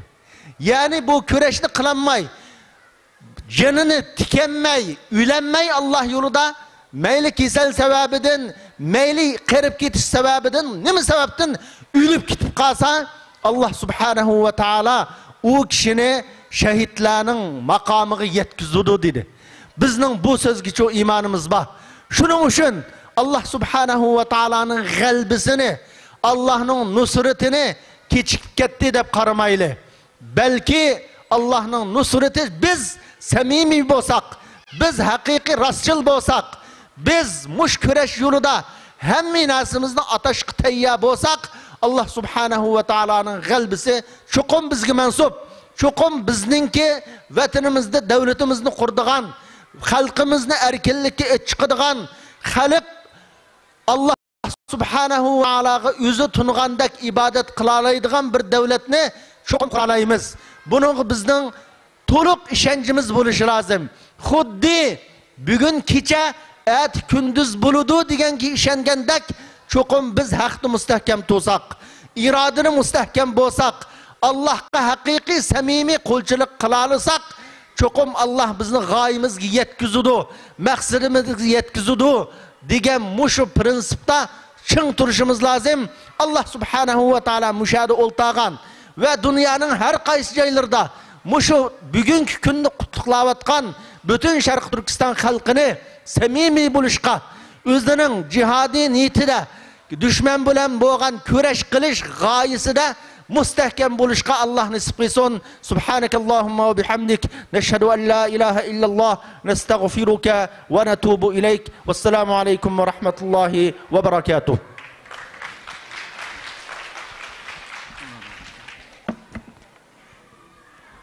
Doğu Türkistan Ulemalar Birliği Başkan Vekili Sayın Hocamız Mahmutcan Davullama konuşmalarından dolayı çok teşekkür ederiz. Sırada hep Doğu Türkistan için gönül veren, Doğu Türkistan için sesini Türk halkına her zaman Doğu Türkistan'ı anlatan çok saygıdeğer sanatçımız Bünyamin Aksüngür hocamız bize Doğu Türkistan türkülerinden iki parça dinletecek. Buyurun sahneye alalım hocam sizi. Hem Allah'a ma'lum bo'lgandek Sharq Turkistonning ovozi bo'lib, Türk xalqiga Turkiyada vatanimizni davomli shu naqshlari bilan, go'zal naqshlari bilan tunishtirayotgan hurmatli Bunyamin Aqsungur san'atchimiz bugun bizga Sharq Turkistonning Uyg'urcha naqshlaridan bir qanchani so'zlab bermoqchi, aytib bermoqchi. Qani marhamat.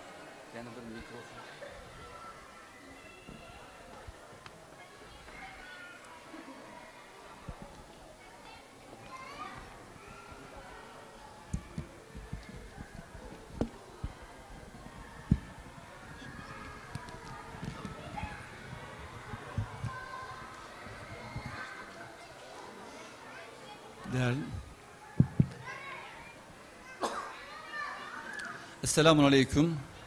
Değerli dostlar, değerli karındaşlarım, aranızda bulunmak benim için büyük bir kıvanç. Kıvandım.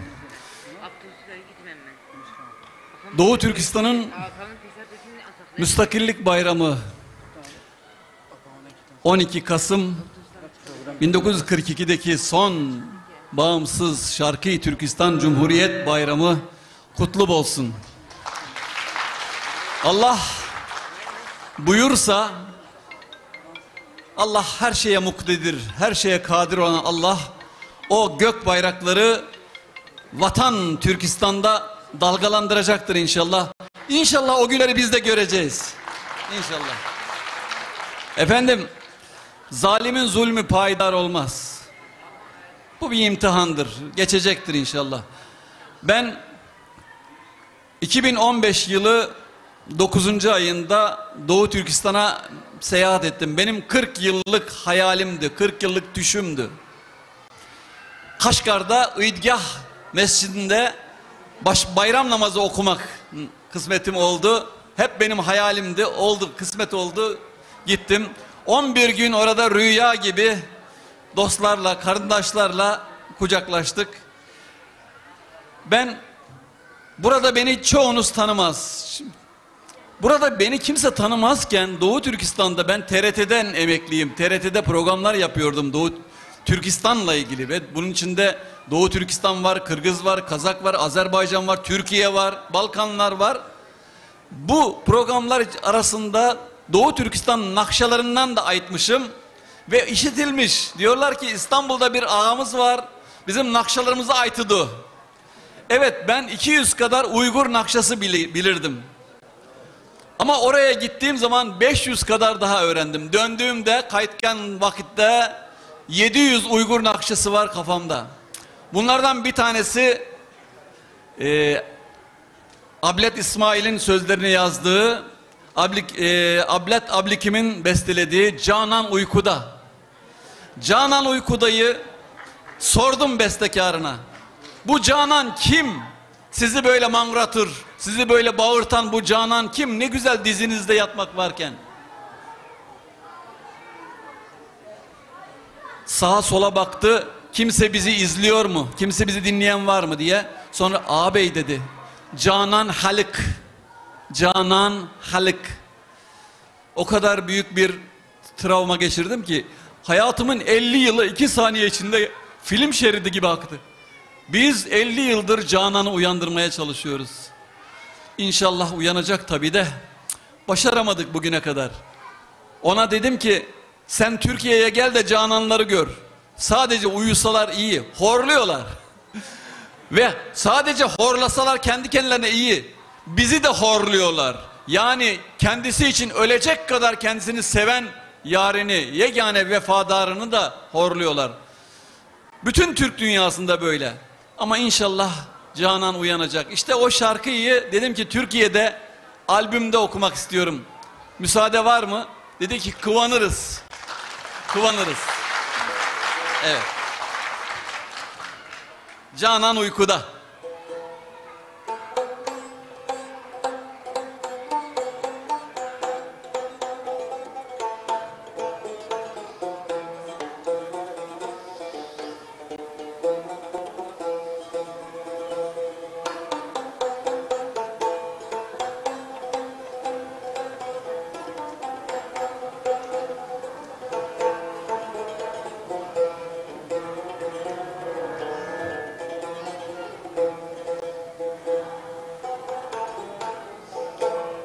Oldum tünlerde uykudan bir daha. Canan uykuda, Canan uykuda. Oldum tünlerde uykudan bir daha. Canan uykuda, Canan uykuda. Tanrı'nın çolpunu körsetmez didar. Canan uykuda, Canan uykuda. Tanrı'nın çolpunu körsetmez didar. Canan uykuda, Canan uykuda.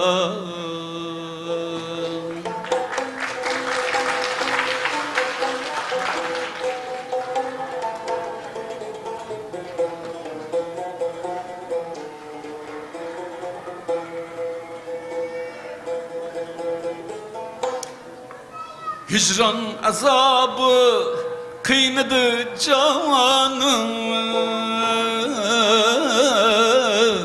Toslu bulutlar mahitabanım. Hicran azabı kıynadı canım. Toslu bulutlar mahitabanım. Veslige acep kıldı intizar.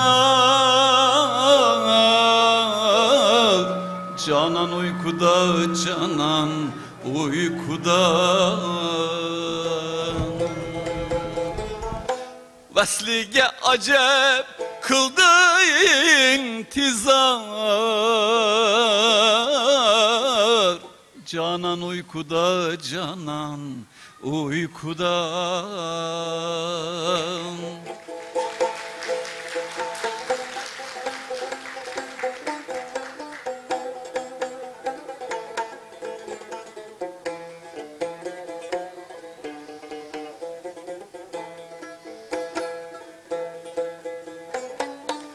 Açmaz gözünü nida eylesem, barimni hatta peda eylesem. Açmaz gözünü nida eylesem, canımni hatta feda eylesem. Veslige acep kıldı şermusar, canan uykuda, canan uykuda.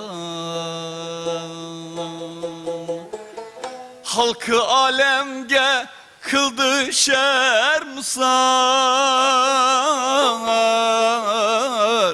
canan uykuda, canan uykuda. Canan uykuda, canan uykuda. Hey, canan uykuda, canan uykuda.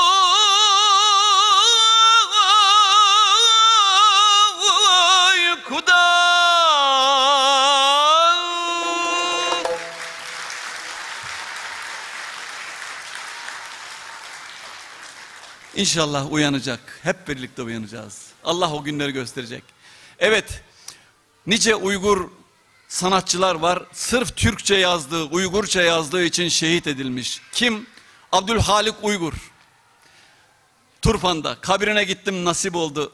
Ziyaret ettim. Şimdi orası yerle bir edilmiş, orası mezarlık yok edilmiş. Ama kabrine gittim, fotoğrafta çekildim, Fatiha'da okudum. Diyordu ki açıl gül diyordu. Onun açıl gül dediği gül sembolikti. Hürriyet çiçeğiydi. Tıpkı Ötkür Efendi'nin, ki Urumçi'de onun kabri, onu da gittik gördük. Ötkür Efendi'nin sembolik yazdığı gibi. Çünkü hayatının 20 yılı türmelerde, hapislerde geçmiş. İsa Yusuf Alptekin, mekanı cennet olsun. Ve arkadaşlarıyla birlikte yola çıkıp Hindistan'a kadar gelmiş Abdurrahim Ötkür.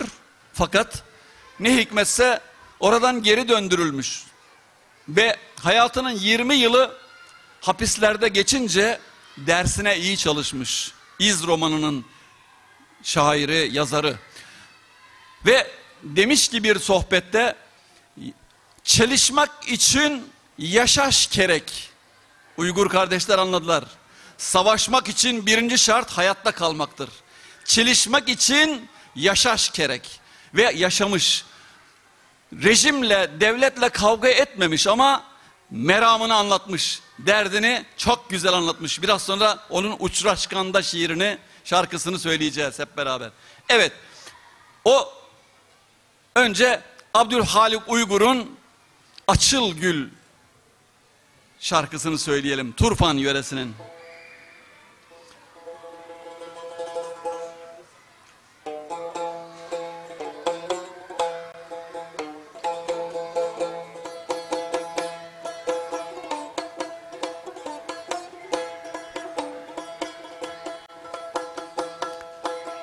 Açıl açıl gül açıl, açıl.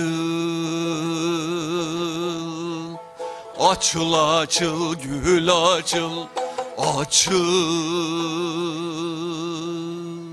Gülüm açılaydıydı açıl, yar ey başkası açılaydıydı açıl. Yar ey başkası açılaydıydı açıl. Yarın küyük otu açıl, yar ey tenge yağmış aydeydi açıl. Yar ey tenge yağmış aydeydi açıl. Açıl açıl gül açıl, açıl yar ey. Açılıptır bağda gül açıl. Yar ey açılmışsa gül kayda saçıl.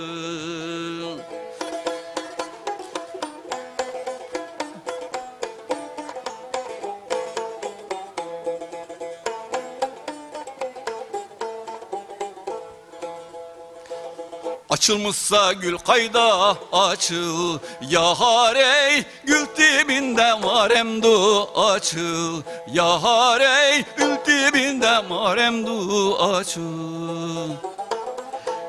Meyli olmuşsan yarının açıl, yar ey gül dibinde maremdu açıl, yar ey gül dibinde maremdu açıl.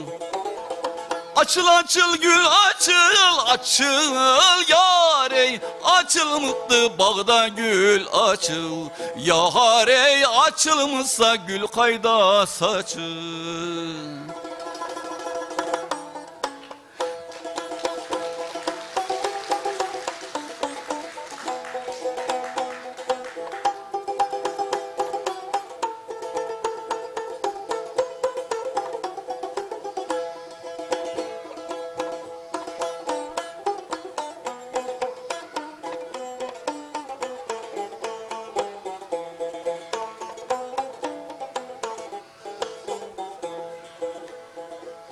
Yarım bana nas kılır açıl, yar ey küllüp beni mes kılır açıl, yar ey küllüp beni mes kılır açıl. Yar kadrini bilmeysen açıl, yar ey zımmistanı yaz kılır açıl, yar ey zemheriyi yaz eder açıl. Açıl açıl gül açıl, açıl yar ey, açılıptır bağda gül açıl, yar ey açılmışsa gül kayda saçıl.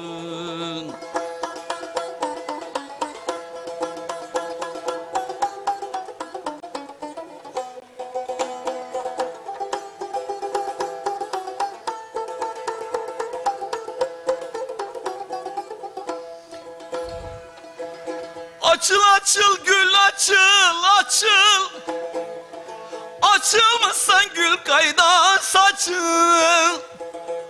Açıl açıl gül açıl, açıl, açılmışsa gül kayda saçıl. Açıl açıl gül açıl, açıl açıl gül açıl, açıl açıl gül açıl, açıl.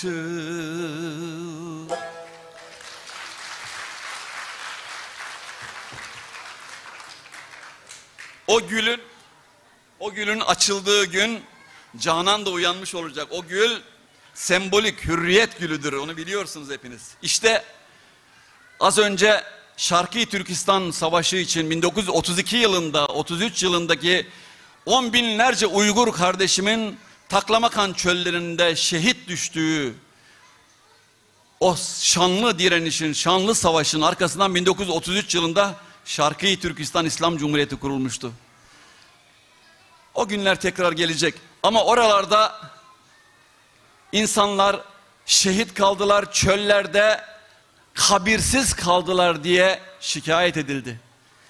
Ötkür Efendi dedi ki, kabirsiz kaldı dimen, yulgun kızargan dalide gül çiçekke pürkiner, tanla baharla kabrimiz, baharla tanla kabrimiz, onlara siz kabirsiz kaldı demeyin. O yulgun ağaçları var ya çöllerde, arkadaşlar bilmeyenlere söyleyelim, Taklamakan çölünde ağaç olarak sadece yulgun ağacı, bizim Selvi ile Söğüt arasında ince, narin bir ağaç ama 20 metreye kadar kökü gidebildiği için o ağaç o kadar yetişebiliyor. O yulgun ağaçları diyor onların şahitleridir. O şehitlerimizin şahitleri, mezar taşları o yulgun ağaçlarıdır dediği için hiçbir mezarın başında yulgun ağacı görmedim. Sadece Urumçi'de Ötkür Efendi'nin kabrinin önünde yulgun ağacı gördüm. Allah mekanlarını cennet etsin. Eğer içimizden geliyorsa bütün şehitlerimiz için bir Fatiha lütfen gönderelim. İşte o Ötkür'ün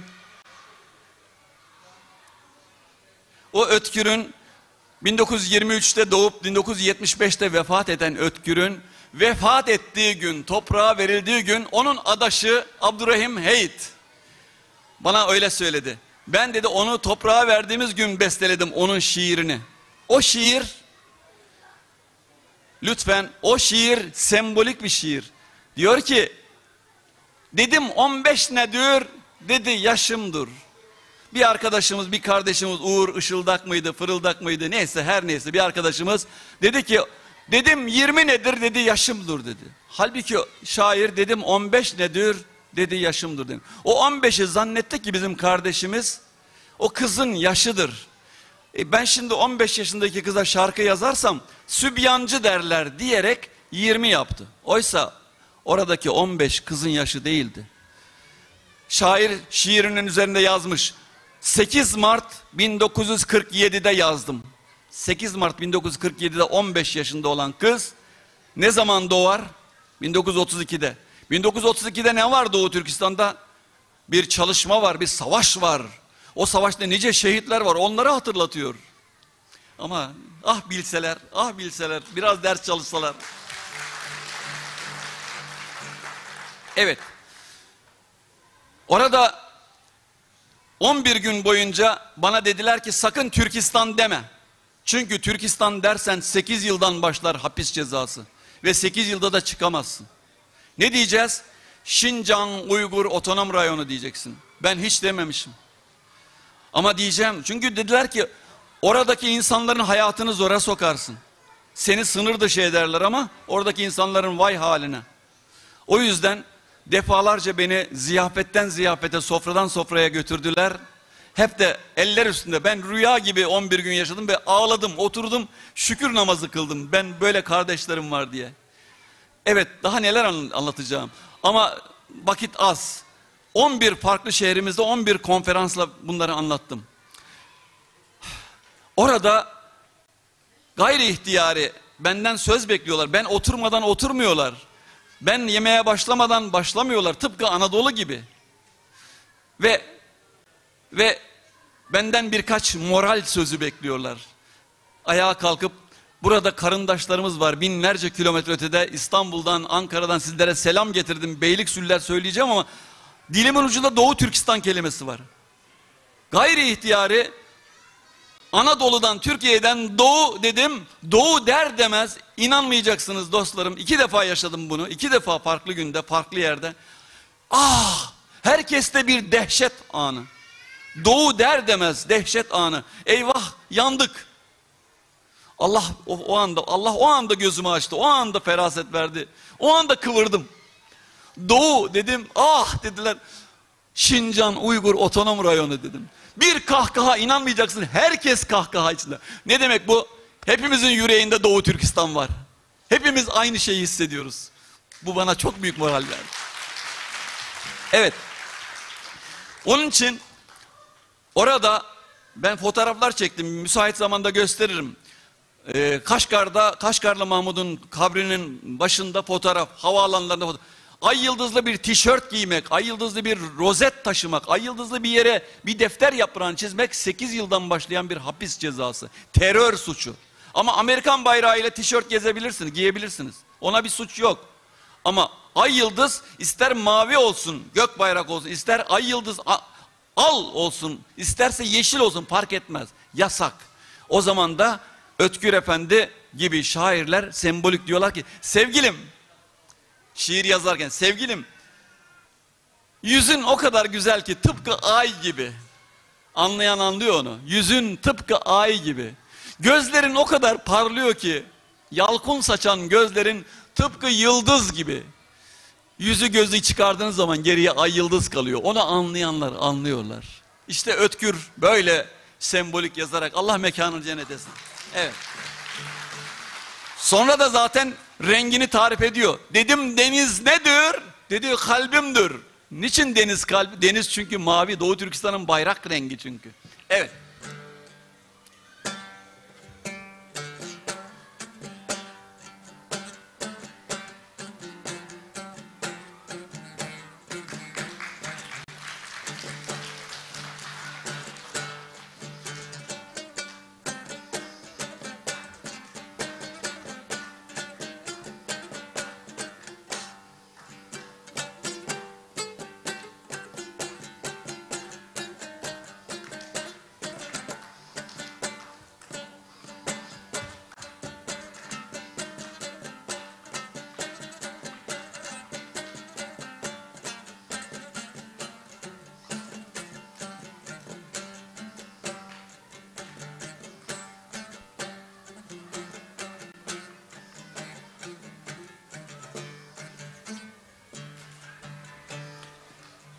Seher körgen çağım gözüm sultanını, dedim sultan musan, o dedi yak yan.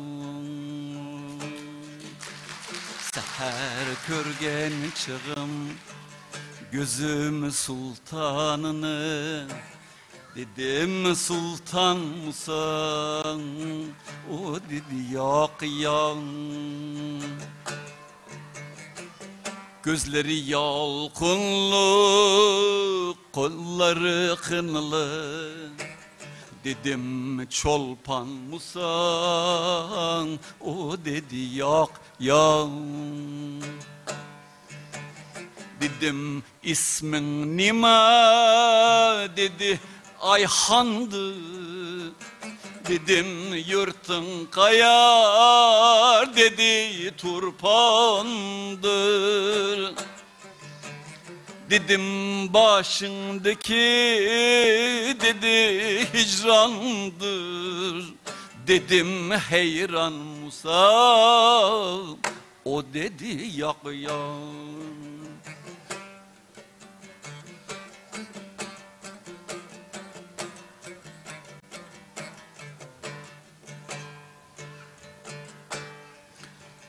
Dedim ayğa okşar, dedi yüzümü, dedim yıldız kebi, dedi gözümü.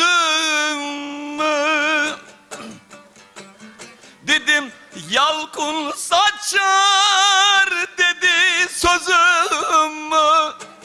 Dedim volkan musan, o dedi yak yan. Dedim kıyak nedir, dedi kaşımdır. Dedim kunduz nedir, dedi saçımdır. Dedim 15 nedir, dedi yaşımdır. Dedim canan Musa, o dedi yak yan.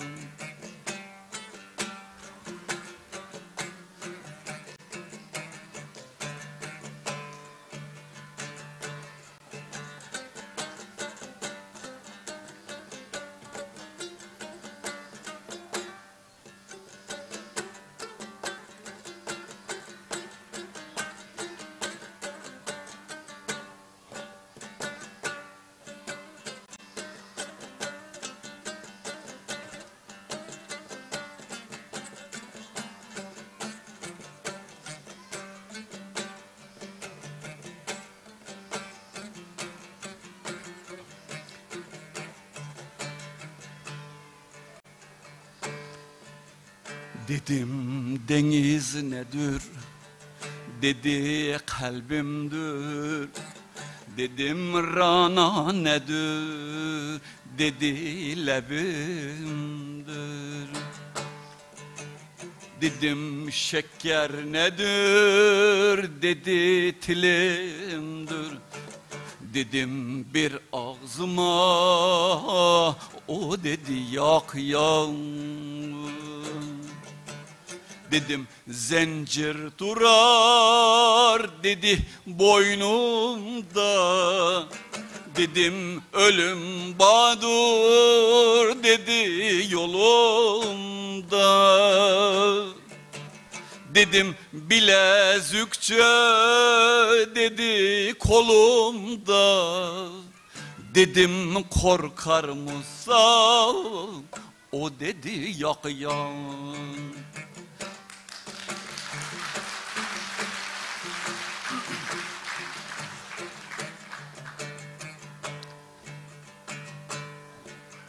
Dedim niçin korkmazsan, dedi Tanrım var. Dedim yanıcı, dedi halkım var. Dedim yeni yok mu, dedi ruhum var. Dedim şükran mısan, o dedi yak yan. nedir? Dedi kulumdur. Dedim çalışmakka, dedi yolumdur. Dedim ötkür niman, dedi kulumdur. Dedim satar mısın? O dedi yakıyan.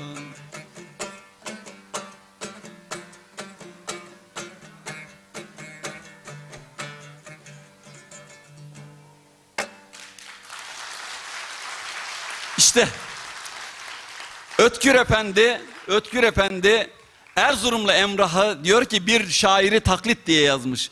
Erzurumlu Emrah, dedim Erzurum ne? Dedi ilimdir. Dedim gider mi sen? Dedi yolumdur. Dedim Emrah nendir?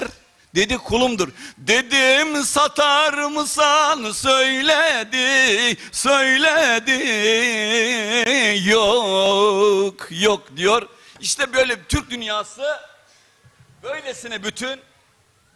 Sadece bir dakika bana izin verin. Türk dünyası böylesine bir bütün. Uygur Türkleri Türk dünyasının böylesine ayrılmaz bir parçası. İşte şöyle diyor. Özbek, Türkmen, Uygur, Tatar, Azer bir boydur. Kara, Kalpak, Kırgız, Kazak bunlar bir soydur. Özbek, Türkmen, Uygur, Tatar, Azer bir boydur. Kara, Kalpak, Kırgız, Kazak bunlar bir soydur. Özbekistan, Türkmenistan kılıp koyu geneler. Uyguristan, Kırgızistan kılıp koyu geneler. Ana yurtum Türkistan'ı bölüp koyu geneler. Ana yurdum Türkistan'ı bölüp koyu geneler. Özbek, Türkmen, Uygur, Tatar, Azer bir boydur. Kara, Kalpak, Kırgız, Kazak bunlar bir soydur. Sabreti gönül bir gün olur, bu hasret biter. Çekilen acılar canım, gün olur geçer.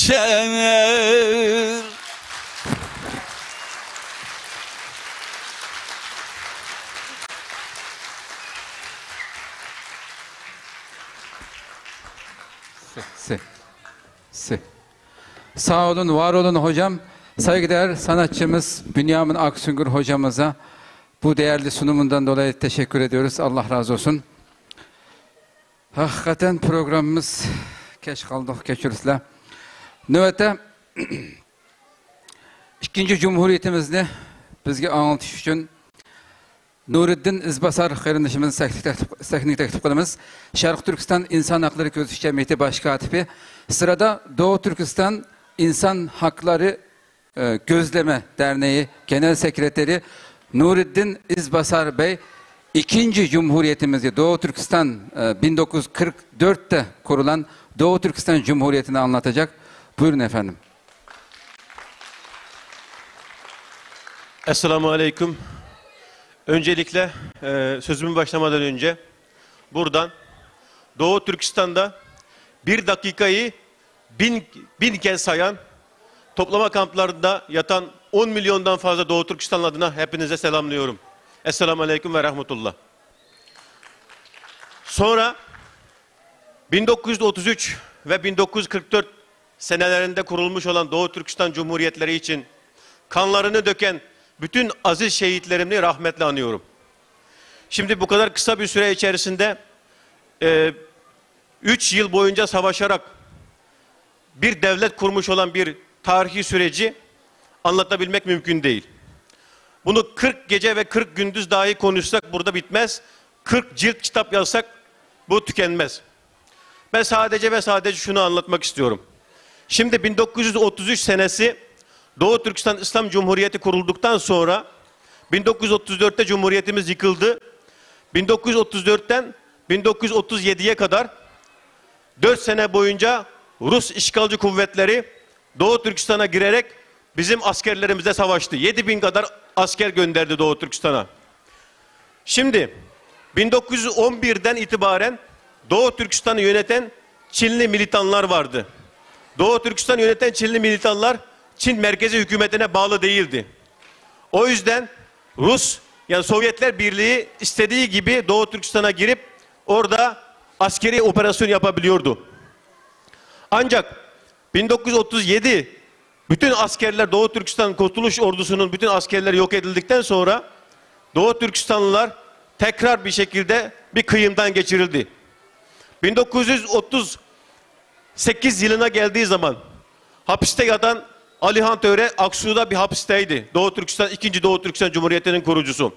Aksu'da hapisten bırakıldı çünkü Sovyetlerle Çinli militanların arası bozulmuştu. Ve hapisten bırakıldıktan sonra Gulca'ya döndü. Gulca'daki Beytullah Camii'de Kurtuluş Cemiyeti'ni kurdu. Ve burada Doğu Türkistan'ın kurtulması için çalışmalar yürütmeye başladı. 1938'den itibaren. 1941'e geldiği zaman Çin'i yöneten Çinli militan Sovyetler Birliği ile olan bütün ilişkileri kesti ve kendisinin Çin merkezi hükümetine bağlandığını ilan etti. Yani Nanjing Çin hükümetine bağlandığını, Kuomintang hükümetine bağlandığını ilan etti. Ve ondan sonra Sovyetlerle Çin militanının arası bozuldu ve Sovyetler düşündü ki Doğu Türkistan'ı buradan bir ateş çıkarsa, buradan bir yangın çıkarsa Çin hükümetinin Sovyetlere olan bağlılığını daha da güçlendiririm ve burada bir ayaklanma çıkartmayı düşünüyor. Ve Alihan Töre ile birkaç sefer görüşme yapıyor. Alihan Töre diyor ki Sovyetler Birliği'ne güvenmediğini hem Yakup Han döneminde hem 1933 senesindeki İslam Cumhuriyeti'nin yok edilişinde Sovyetlerin ve Rusların ne kadar büyük katkısının olduğunu söyleyerek Ruslara güvenmediğini söylüyor.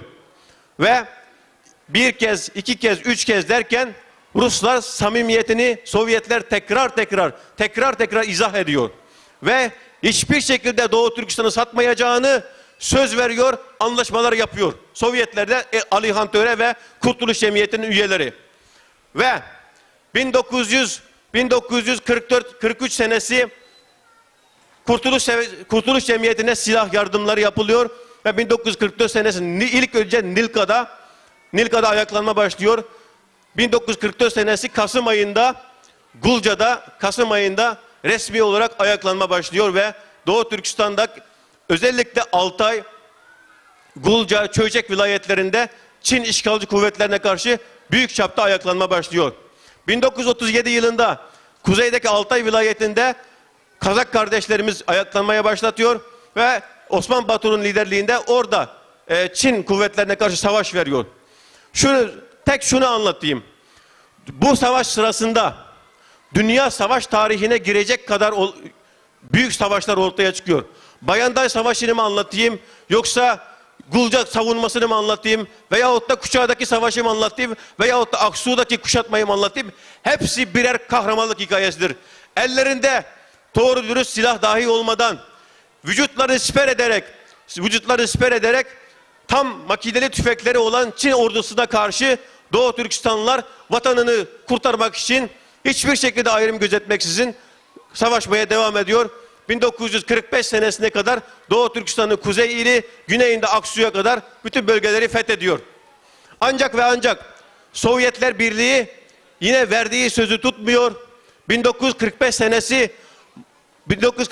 Yalta Konferansı'nda Doğu Türkistan'ın kaderini çizen bir anlaşma yaparak Çin merkezi hükümetiyle Doğu Türkistan'daki savaşın durdurulması gerektiğini ve Doğu Türkistan'da Manas Irmağı'nın kıyısına kadar gelmiş olan Doğu Türkistan ordusunun oradan çekilmesi veyahut da orada kalmasını istiyor.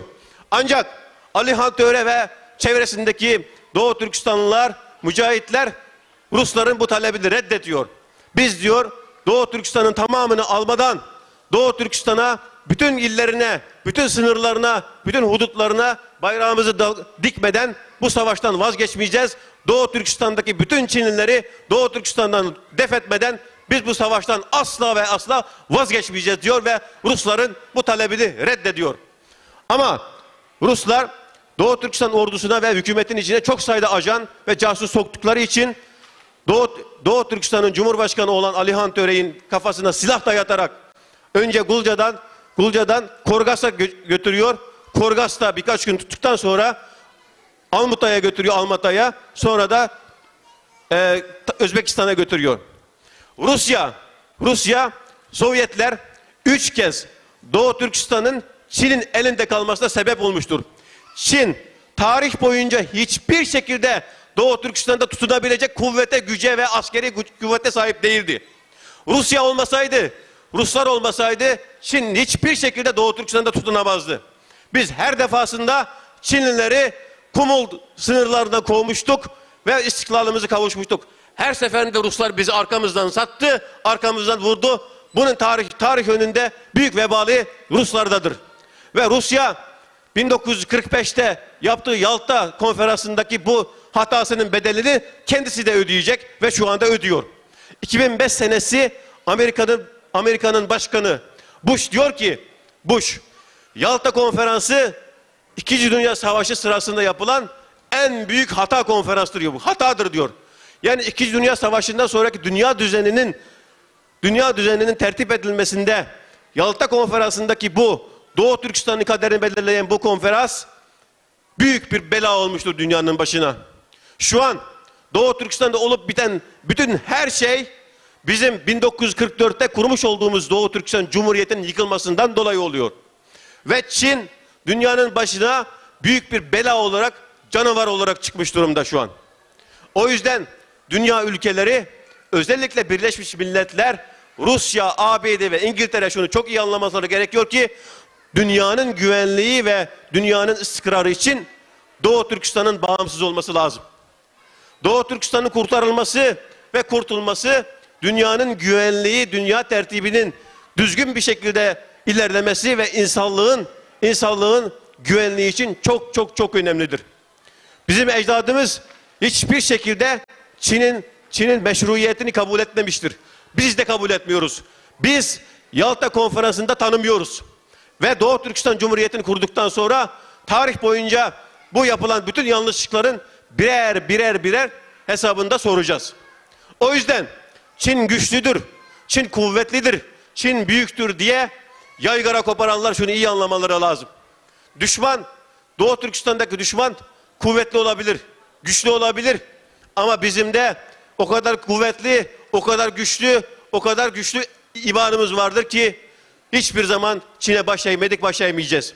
Ve tarih boyunca kurduğumuz gibi onlarca devlet kurduğumuz gibi bölgemizde Doğu Türkistan'da son olarak bu sefer de bu zalim komünist Çinlileri tamamen Doğu Türkistan'ı def edene kadar biz bu mücadelemizden vazgeçmeyeceğiz ve Ay Yıldız Gökbayrağımızı Tanrı Dağları'nın zirvesine kadar, Altay Dağları'nın zirvesine kadar, Taklamakan Çölü'nde yatan şehitlerin ruhunun göğe yükseldiği kadar göklere yükselteceğiz ve bundan bütün devlet emin olsun, biz bu mücadeleden asla ve asla vazgeçmeyeceğiz. Teşekkür ederim.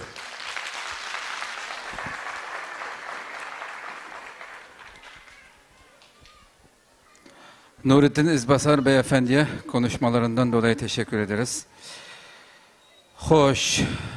Şimdi yeni nesilden, yaşlarımızdan İbrahim Sıddık bizge bir güzel bir şiir okup vermekçi. Sahneyi teklif kılsak, Vatan erinin İppiti namlıq şiirini okup vermekçi. Qani merhamet.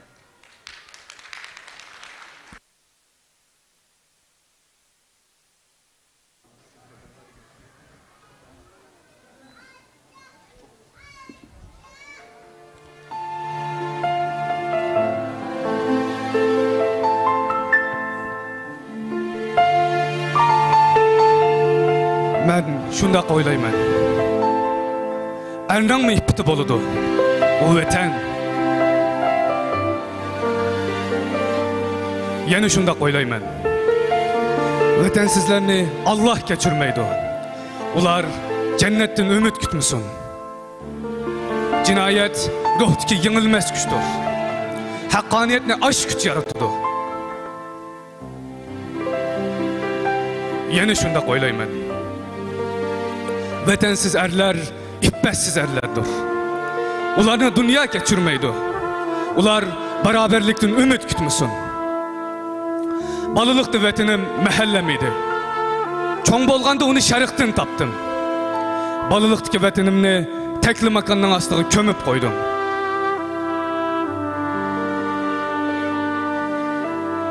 Yeni şunda koylayman. İtiqat okutmaydigan kalkan. Mekke'ye barsan mı iman tipilmaydı. Pervane Şam aldı da öldü. Hayyan bir şarap içmey cam aldı da öldü. Divane nan aldı da öldü. Yanı kolkudun karvan tatkallar ap-ak üstükandalıdın nurluk ayvallarını kurup dap halkıştın eşebi zamanlarını ötküzüp sapayistın baş sonaklarını şarakıştıp cez kılıp vatanını kumlar astığı kömüp koydu. Kömüp koydu da öz yeri de sersanı öldü. Yeni şunda koylayman. Sakal burut koyup yürgenler men erdim son. Buğday terip zağırnanı toygallar men erdim son. Ah halkım dep dert yutup meyhanda kongallar men erdim son. Ulanın ceynim azdı iman enisi. El aldı da vicdan enisi. Söygü için can birmen dep bördek hörkirep 50 kororum için dep muşlaşkallar men erdim son. Ulanın yürüküge piğan enisi. Meşrep gibi zar zar çöllerde hicran enisi. İtikat ve doğru yolunu sözlep Koyaşını tap şerik karapman dep Vezhanılık şan şerep gözlep İç içiden kurup ötkenler men erdim son. Ulanın sep aldı da vicdan, ulanın sep aldı da meydan enisi. Tığ aldı da tencin enisi. Nakşin havalarda azapını heydep, Hılcan nazlarda yelikini korutup, erkillikte putkolunu çırmap, kılıçtan korkup, bişini egip, kastım içine titrep yürgenler men erdim son. Ulanın tomorulu dolu kılgan kanın isi. Hayatığı ölüm hem şanın isi. Yeni şunda koylayman. Çöllerde karvan nakşisi hem de kayıt yanırmaz. Hem de canlarda sana yol başlap böğrü uçurmaz. Kademi ceset baş sonekleri şahit. Mün toğlusan mı bir lahza zuvan çıkmaz. Sen özüngü kaldın ey er. Kağımın yıl yaşsı mı rengi kara, baktı kara. Kuş altın kafes turup mu kökkü intiler. Sen özünün kuli hem zindanı sen ey er. Xotunun tölep tüketkisiz karızdarsan.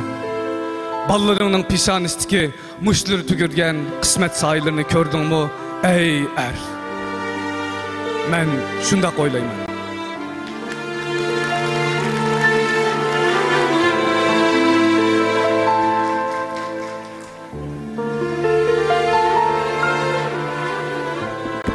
Kardeşimiz İbrahim Sıdıkcan'a köptün köp rahmet etimiz bu otluk şehir için. Allah razı olsun.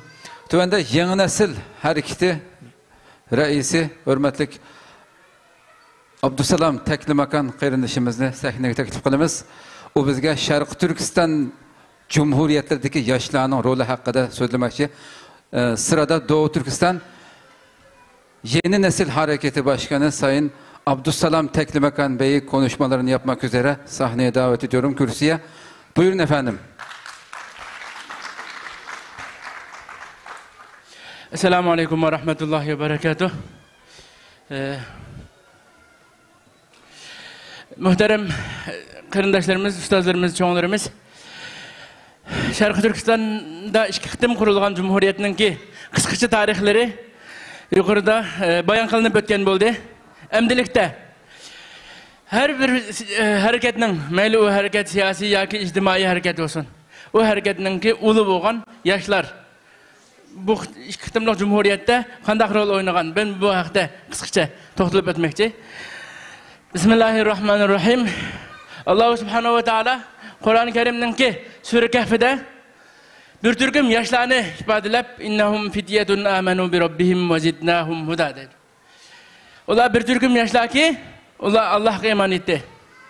Allah'a iman etkallıklı üstünden Allah biz onun hidayetini artırıp verdik dedi.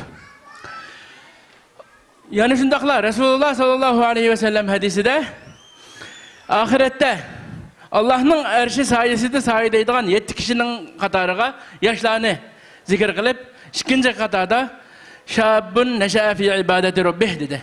Allah Subhanahu ve Teala'ya ibadet kılıp yetişken, yetilgen yaş mı Allah Subhanahu ve Teala'nın ki erşi sayesinde sayedeydi dedi. Biz yaşlılığının ki tarih boyunca, İslam tarihimiz boyunca örnekleri karga vaktimizde Resulullah sallallahu aleyhi ve sellem hicret kılgan kişi de Hazreti Ali, Hazreti Peygamberim'in ornuna yatkan idi. Çünkü Mekke müşrikleri Peygamberim'in öldürüşünü planlagan. Yani şu vaxtda da Hazreti Ali 23 yaş idi. Hazreti Ömer ibn Hattab radıyallahu anh'unu öz içine algan bir koşunun komandanı idi Üsame ibn Zeyd. Peygamberim'in en ahırkı koşunu idi o. Peygamberim hayatında en ahırkı kıtım evetken koşunu Üsame ibn Zeyd'in komandanlığı da. 18 yaştaki Üsame ibn Zeyd komandanı idi. Sultan Tutukbura Han, bizning atımız, boğumuz. Bizni Allah'ın nuruga ulaştırışka vesile olgan zat. Müslüman bolgan çağda 24 yaş idi. Sultan Seyid Han, Uygur tarihindeki en güllengen devirlerden birini yaşayan bir tarihimiz var. Sultan Seyid Han devri. Sultan Seyid Han, devlet kurgan vaxtada 27 yaş idi. Ve garip mütefekkiri Aristo'nun gibi boyunca, devlet kuruş, insan balısı kılalaydıgan en çok iş. Ve 27 yaştaki bir yaş yigit aş devletini kuralagan. Şehit kılıngan nüzugum var bizning tarihimizde. Özünün ippiti, numusu, hürriyeti, erkinligi üçün 20 yaş. Endi iki kıtımlık cumhuriyetimizdeki yaşlarının ki roluğu kelgen vaktimizde Şerifhan Töre, Şarkı Türkistan İslam Cumhuriyeti Altay valisi, Kazaklarının lideri. Vali oğa vaxtıda 34 yaş. General Abdülniyaz Kemal, Mehmet Muhitti, vatanımızdan hicret kılışka mecbur olgandan keyin Şarkı Türkistan'daki koşunlarının baş komandanı olgan edi. Şehit oğa vaxtıda 27 yaş, 37 yaş. Abdücelil Damollam, biz hemimiz bilgen Fukan Abdülhakim Han Maksum Hacim'nin dadısı. Merhum 1993 yılı Kağılat'ta vefat olup ketken Abdülhakim Han Maksum Hacim'nin ki dadısı Abdücelil Damollam. 40 yaşında şehit kılıngan ve 40 yaşında ilmini miras kaldırıp olgan. Yani şundakla Turpan'da Korallık cihadını başlayan Abdullah Damollam şehit kılıngan vaxtıda 40 yaş. Şundakla Mehmet Muhitti'ye karga vaxtımızda 45 yaşında general olup Şarkı Türkistanlığının ki baş komandanı olgan. Tümür sıcağımı şundak, General Tümür, Musa Efendi, Türkistan kaygısını yazgan adamlar.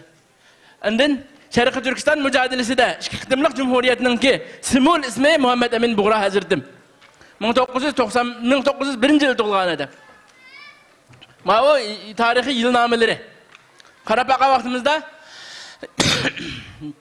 1933 yılı 32 yaşında hərbi komandan bulup Xotan'ı azad kılıp olgan. 32 yaşında.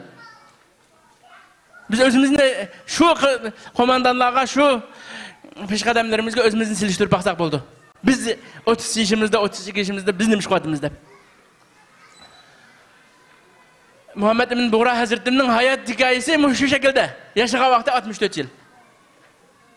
64 yıl içinde iki kıtımlık cumhuriyette aktif hizmet kılan bir alim, siyasetçi, devlet adamı. Abdülhalik Uygur. Abdülhalik Uygur şehit kılındığında 32 yaşta şehit kılındı. Milletini 100 yıl burun Uygur demen deyip, ne deyipti? Ey pikir Uygur oygan, uykun yeter.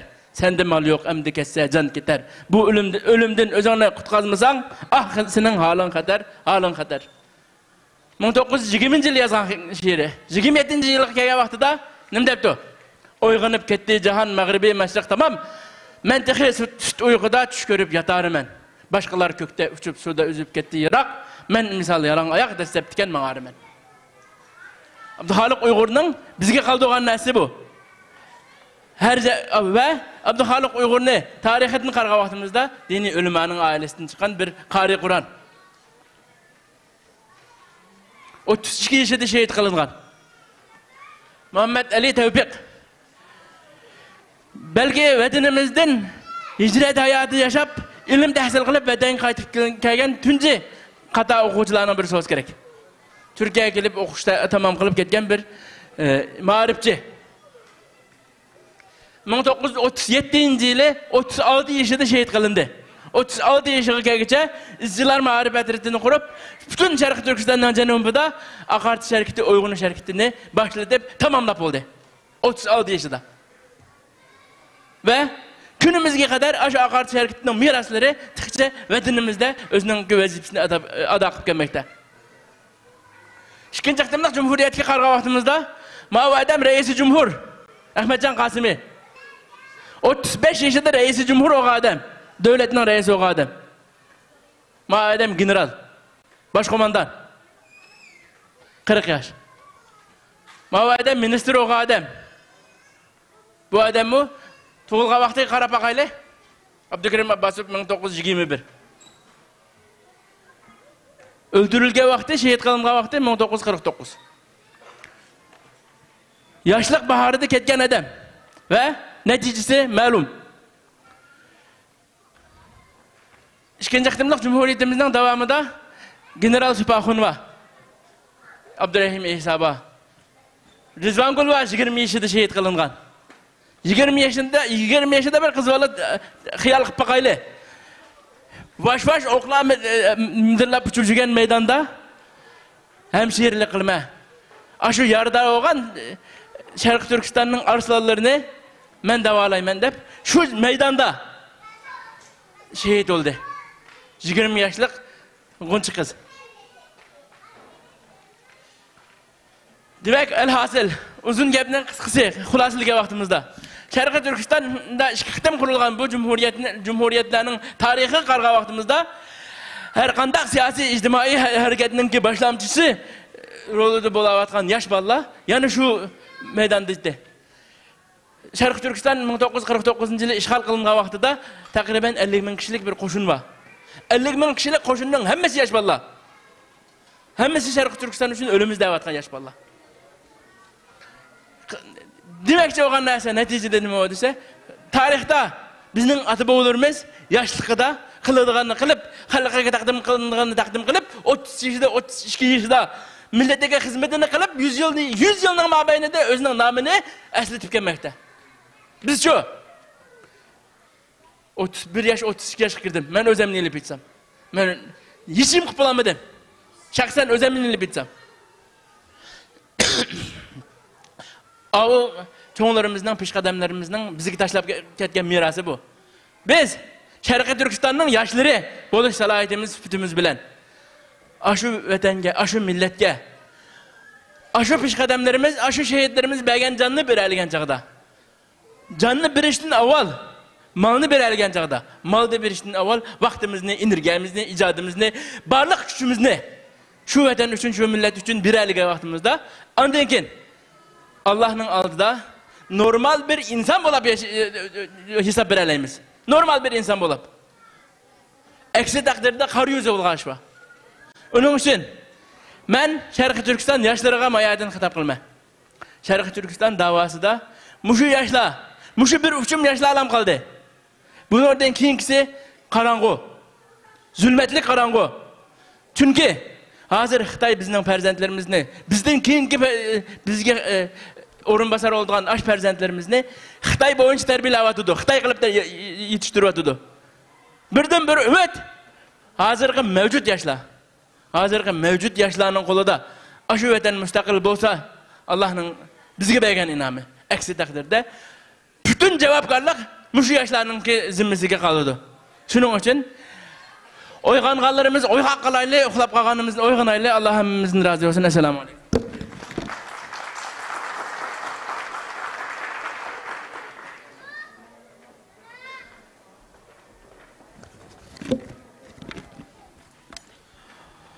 Doğu Türkistan Yeni Nesil Başkanı, Yeni Nesil Hareketi Başkanı Sayın Abdüsselam Teklimakan Bey'e çok teşekkür ediyoruz konuşmalarından dolayı.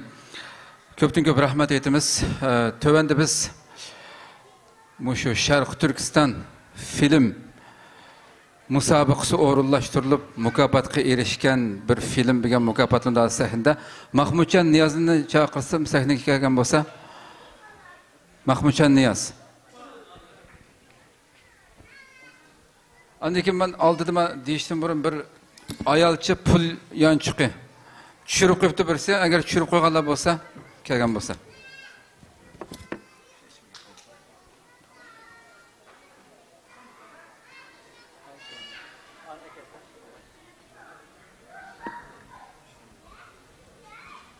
Assalamu alaikum ve rahmetullahi ve berekatuhu. Hürmetli ustazlarımız, aziz halkımız. Cemiyetimiz Yeni Nesil Hareketi Teşkilatı bu süpütü bilen teşkilatımızdaki yetekçiligide 5. ayda Türkiye'deki yerlik teşkilatlardan Genç İHH, Genç EDSB, Genç Hareket ve şundakla Mustakil Talebe Birliği Katarlık teşkilatlar bilen Türkiye'de davayımızı texmu yaxşı anlatış, Türkiye halkı tunutuş ve şundakla Türkiye'deki yaşlarını bu davaga tatip ekiliş ve yine Türkiye halkıga bu davanı öz halk işçinin anlatışını nişan kıp durup Şarkı Türkistan sizninki kalbinizde nimeden de rehberi o temisi de video işleş musabakası ötküzgen edik. Biz bunu elan kılgandan keyin 38 kişi bu musabakaga tizimlatkan oldu. Bu hemkarlaşkan teşkilatlarının vekilleri ve şundakla kesip ilgilerinden bir grup kişi bu videolarını bahalap çıkıp birinci, ikinci ve üçüncü derecelik mahirlerini tallap çıkan oldu. Biz bugün faaliyetki katnaşkan karindaşlarga rahmet etiş bilen birge muşu karindaşlarını bu joyda mukafatlamakçı. Biz bu musabakını vücut çıkarış için Yeni Nesil hareketideki aktif bununla avaz koşkan karindaşlarga ve şundakla bizge iktisadi cihetten bu musabakını kollagan Kökay İnsani Yardım Cemiyeti Reisi Nimetullah Hacım'a Allah'ıda teşekkürümüzü bildiririz.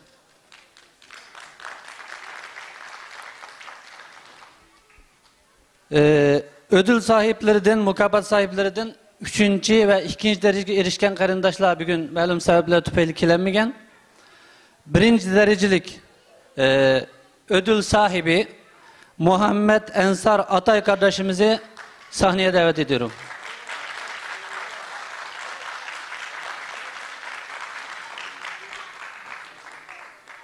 Bu ödülü vermek için Mustakil Talebe Platformu Başkan Yardımcısı Talha Akbaş kardeşimizi sahneye davet ediyorum.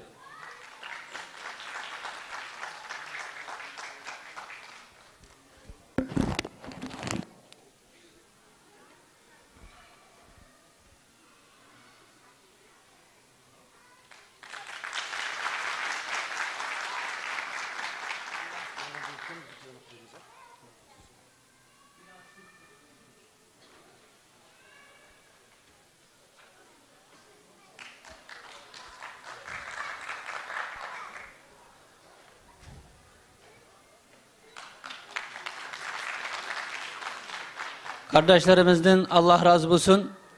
Hazır şu musabaka katnaştırılgan video kuyuludu.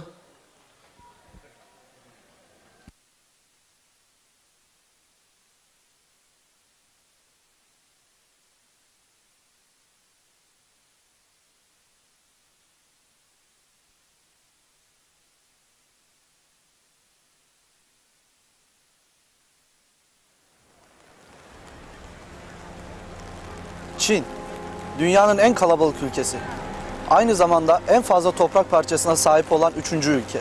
Ekonomi, teknoloji, tarım, sağlık, askeri ve benzeri birçok alanda dünyanın zirvesine sahip olan ülkelerden birisi.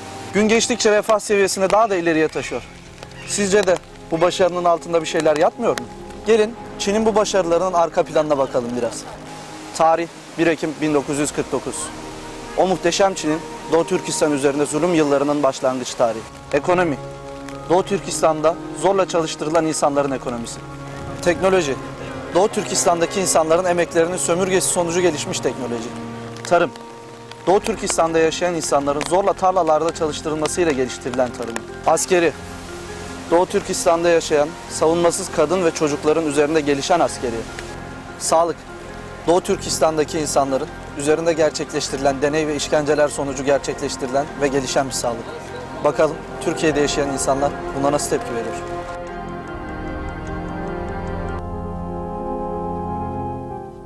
Doğu Türkistan sizin için ne ifade ediyor? Ana vatan, kardeş ülke,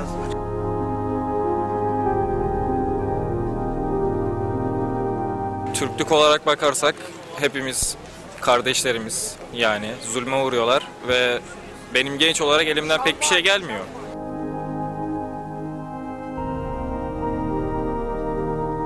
Yani çok şey tabii ki orada kardeşlerimiz büyük baskı altında. Herhangi bir özgürlük alanları yok. Bütün gayrimenkulleri ellerinden alınıyor, ibadetlerine müdahale ediliyor, camiler kapatılıyor. Daha önce bu diziyi izledin mi? İzledim. Evet. İzledim. İzledik abi. Evet izledim. yok ama gördüm filmi. Bu dizinin adı Squid Game. Bu dizi 17 Eylül 2021'de vizyona girdi ve şu anda dünya çapında en çok konuşulan dizilerden birisi. Daha önce bu fotoğrafları gördünüz mü? Yok. Bunları gördüm tabii. Yok hayır bunları hiç görmedim. Şimdi aynı şekilde sana farklı bir toplama kampı göstereceğim. Tamam. Ama bu toplama kampı dizi değil. Doğu Türkistan. Biliyor musun bu fotoğrafları? Daha önce hiç gördün mü?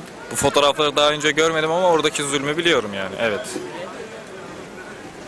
Doğu Türkistan'la Squid Game arasındaki benzerlikler senin hiç dikkatini çekti mi? Bu konu hakkında ne düşünüyorsun? Bu toplama kampları olsun, şu olsun. Abi sen söyleyince evet şu an çekti. Daha önceden hiç aklıma gelmemişti. Görmedik abi. Vallahi ya. Abi, 1949'dan bugüne kadar süren. Uygurlara yaptıklarını. Evet, Doğu Türkistan. Bu fotoğrafları gördünüz mü hiç daha önce? Bunu gördüm. Bunu aynen ben de gördüm. Diyelim ki Yunanistan veya herhangi bir farklı komşu ülke sizin ülkenizde benzer politikalar sürdürüyor. Tepkiniz neler olurdu? Yani tepkim tabii ki baş kaldırmak isterim böyle bir duruma. Nasıl bir başkaldırı gösterdiniz? Onlara nasıl bir tepki gösterdiniz? Ya benim kendi ülkeme eziyet ediyorlar. Yani gerekirse savaşmak. Tepkim yani tek başıma verebileceğim bir şey değil. Yani buna karşı herkesle birlikte vermemiz gerekiyor böyle bir durumda. Yani elimden geleni ardına koymazdım. Yani bu çok uzak bir şey değil. Bizim ülkemizde de zaten bunun yani yakın döneme kadar Müslümanların üzerinde aynı baskılar vardı. Yani bunlar çok yabancı olduğumuz konular değil. İslam ülkelerinin kendilerinde bile var. Yani Müslümanlar her yerde büyük baskı ve zulüm altında. Ya bunu sadece bizim ülkemiz adına değil, dünyada böyle bir zulme hangi inanışta, hangi millette, hangi kültürden, hangi etnik yapıdan olursa olsun bütün insanlığın tepki göstermesi gerekir. Yani sadece bizim komşumuz veyahut da Müslüman olması dolayısıyla değil yani. Bütün insanlığın böyle bir zulme karşı durması gerekir. Dolayısıyla da böyle bir zulme karşı sessiz kalamazsın. Bütün sosyal, askeri ne gerekiyorsa tepki verilmesini beklerim yani. Yani ben durmazdım. Onlara karşı muhakkak bir mücadele başlatırdım. Ne yapabiliyorsam mahallemdeki çocuklara anlatır, onları organize ederdim. Ne yapabiliriz diğer taraflara taşırdım. Büyük bir organize varsa katılırdım. Bunları yapmaya çalışırdım. Eyvallah. Şu anda tüm dünya ülkelerinin liderlerinin katıldığı bir toplantıda olsaydınız, onlara bu konuyla ilgili neler söylersiniz? Nasıl bir yol çizmelerini isterdiniz? Yani ben kefereye bakıp da onlardan bir şey beklemem. Ben kendime bakarım, içime bakarım, kendi dünyama dönerim. Kendi farkındalığımı oluşturup kendim olarak yürürüm. Çünkü biz yıllarca hep bu kefereden bir şey bekleyerek enerjimizi tüketiyoruz. Gerek yok. Biz zaten varız, Müslümanız, Türküz elhamdülillah ve bunun karşılığında bizim tarihimiz de var. Yani 5000 yıllık kayıtlı bir tarihimiz var. Ta işte şu an gösterdiğin ana coğrafyadan bu yana kadar kurduğumuz devletler var. Kendimizin kendimiz olduğunu inanıp mirasımızın ne olduğunu anladığımız an bütün hepsi bitecek. Bizim kimsenin kapısına gitmeye ihtiyacımız yok. Eğer karşımda özellikle o zulmü destek veren insanlar varsa şu cümleyi çok söylemek isterdim. Karşımda ne kadar güzel melek yüzlü şeytanlar oturuyor derdim ama melek yüzünü ancak maskeyle taşıyan altında şeytanlar gördüğümü söylemek isterdim. Yani kınama, toplantı, bildiri, yani bütün bunlar bana hepsi yani diplomasinin saçmalıkları, yani bunlarla çözülecek konular değil. Yani bizim İslam dinine, Kur'an'a dönmemiz lazım. Biz Kur'an'a dönersek bütün sorunlarımızı kendimiz çözeriz. Kimseden medet umarak biz bir yere varamayız. Yani bizim Kur'an'a dönmemiz lazım. Tek şeyimiz bu. Tek yolumuz bu. Kimseden bize yardım geleceğini umarak ne Doğu Türkistan'da kardeşlerimiz ne de İslam ülkelerinin kendi içindeki halkların, Mısır'daki gibi, Libya'daki gibi ya da diğer İslam ülkelerinde yaşayan Müslümanların uğradığı zulümleri kaldıramayız. Yani biz İslam'a döneceğiz, Kur'an'a döneceğiz.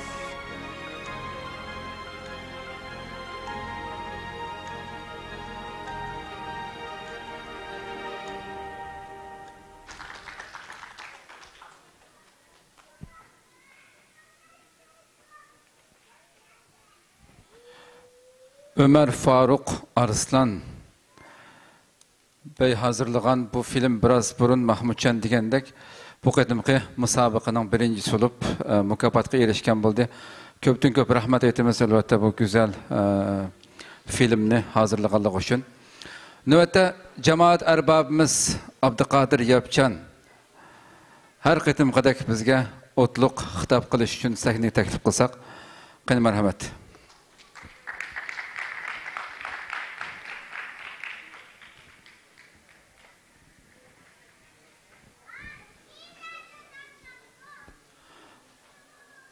Aramızda gazeteci yazar, hepinizin tanıdığı Sayın Hocamız Halis Özdemir Hocam da buradaymış. Teşekkürler.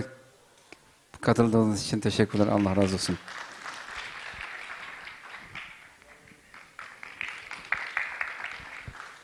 Tamaklarımız var. Biraz sabır qilib o'tirmagan bo'lsak, haqiqatan kech qoldik programmaga.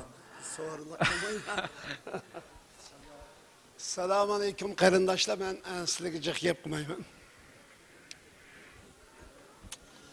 Yani zaten insonlarga az qolibsizlar. Endi bizning bunaqalikqa nimada mediada yayildiganlik uchun bu muhim endi. Assalomu alaykum ve rahmetullahi ve berekatuhu. Qarindoshlar, bugün Şarkı Türkistan İslam Cumhuriyeti kurulganlığını hatırladığımız yılda bugün alaydı. Hem de Xitay nurgun Şarkı Türkistanlık alimler, ziyaliler, ülemalar, talipler, okuyucular, okutuşular, iş hizmetçiler, dehqon, çarvıcı demek hem kişinin soluğunu öltedi. Yani Xitay komünistlik tecavüzü Şarkı Türkistan besip kirgen 72 yıldan beri kınmagan eskelik kalmadı. Yani Şarkı Türkistan siyasi ruhini yok kılış, bunun dengin Türkistan iddisi Türkistan ruhi. Yani bu şu ustazlarımı koyup ketken bu şinası yoktu ben dedi. Yani aşında kıkan bozumu insanlarını öltedi, kırdı, soldu. Bugün çoğu dünya bahavergen ırkı kırgınçılık ne berbatıdı. Ama Şarkı Türkistan siyasi ruhini kırgın kılanmadı. Ma muhimemdi biz. Mani öldürenmedi, çapanmadı. Bu şunda bir ruh ki, şunda bir irade ki, bu yandığında köymeydi. Kelkünde akmaydı. Bomb uçsa partılmaydı. Xitay bunun bağırlık siyasi ve harbi güçlü işletken bozumu ama ruh gücü yetmedi. Biz bugün muş ruhunu berpa kılış, muş ruhunu yaratış ve bu ruh için çok barlığın pida kılaydığın bir cengi var evlatlarını yetiştirmek için bu günü hatırlayatımız kardeşler. Şunun için Xitay mini muşunda bir ruhunu turumut yoktuğumuz diyen bu ruhni turmadi şekillendi. Bugün Xitay abayatı nima uchun asker mujohidning rolini olib chiqqan bolalarimiz va avlodlarimiz. Men bu yerga chiqib so'z qildim. Xitoy bugun mush maydonni naq maydonda shu ko'rib turdi. Ma İstanbul konsuldagi Chuy degan Xitoy bugun naq maydonni ko'rib turibdi. Şu anda ben söz veriştim burun juğurup çıkıp Xitoyga davetmenki ma Xitoy ko'rdim. Bizning mavi hazır bugün seni de elib chiqqan bir rol ifodalab beradi. Ammo naq bajima mavi. Xitoy bunu biladi. Bu yerdagi meselenin tugini nima degan chaq, bu Sharqiy Turkistondan iborat bu toprak Xitoyning emas. Xitoy bu yerdan chiqib ketadi. Chiqib ketganligiga Xitoy ishondi. Ama ma Sharqiy Turkistonlik ishonmayapti. Biz bu Sharqiy Turkistonlikni oxiratga, o'lgandan keyin tirilishga, jannat va davzaq qanday ishongan bo'lsak, Xitoydan iborat bu jinoyatchini qo'g'lab chiqib, davlatimizni qurdiganga shunda ishonishimiz lozim demoqchi. Va oxir davona alhamdulillahi robbil alamin. Cemaat arbabimiz Abduqadir Yapchan ustozimizga ko'pdan ko'p rahmat aytamiz. Alloh rozi bo'lsin. Növbətdə dua qılıb biriş üçün hörmətlik ustazımız Niyaz Damolla akamni. Bu şu mikrofonu məşəqilən bəsəm.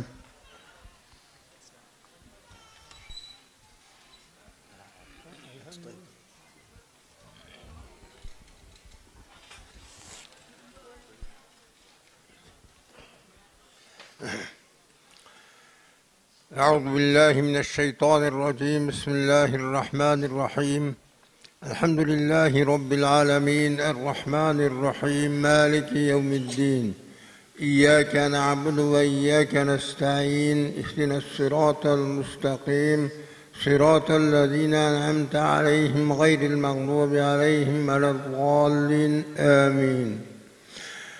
ربنا لا تؤاخذنا إن نسينا وأخطأنا ربنا ولا تحمل علينا إصرا كما حملته على الذين من قبلنا ربنا ولا تحملنا ما لا طاقة لنا به واعف عنا واغفر لنا وارحمنا أنت مولانا فانصرنا على القوم الكافرين على الله توكلنا ربنا لا تجعلنا فتنة للقوم الظالمين ونجنا برحمتك من القوم الكافرين اللهم نجنا برحمتك من القوم الكافرين الشيعين الدهريين ربنا اغفر لنا ذنوبنا وإسرافنا في أمرنا وثبت أقدامنا وانصرنا على القوم الكافرين ربنا آتنا في الدنيا حسنة وفي الآخرة حسنة وقنا عذاب النار سبحان ربك رب العزة عما يصفون وسلام على المرسلين والحمد لله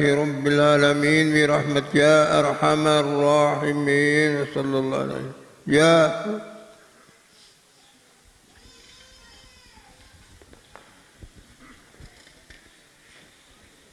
Hürmetlik mehmonlarimiz uzun sürüp ketken bu devam kılgan bolsunmu sabır kılıp çidap bergenler üçün köptün köp rahmet etimiz. Bu iki cumhuriyetimizni hatırlayan programımızda nurgun güzel numurla sunuldu, sözler kılındı.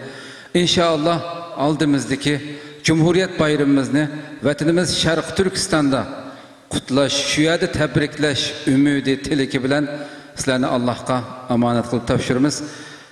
Tamaqımız var inşallah sırtqa çıqqanda bir tamaqtar qutuldu. Köptün köp rahmet etimiz. Allah razı olsun. Bütün misafirlerimize çok teşekkür ederiz. Allah razı olsun hepinizden.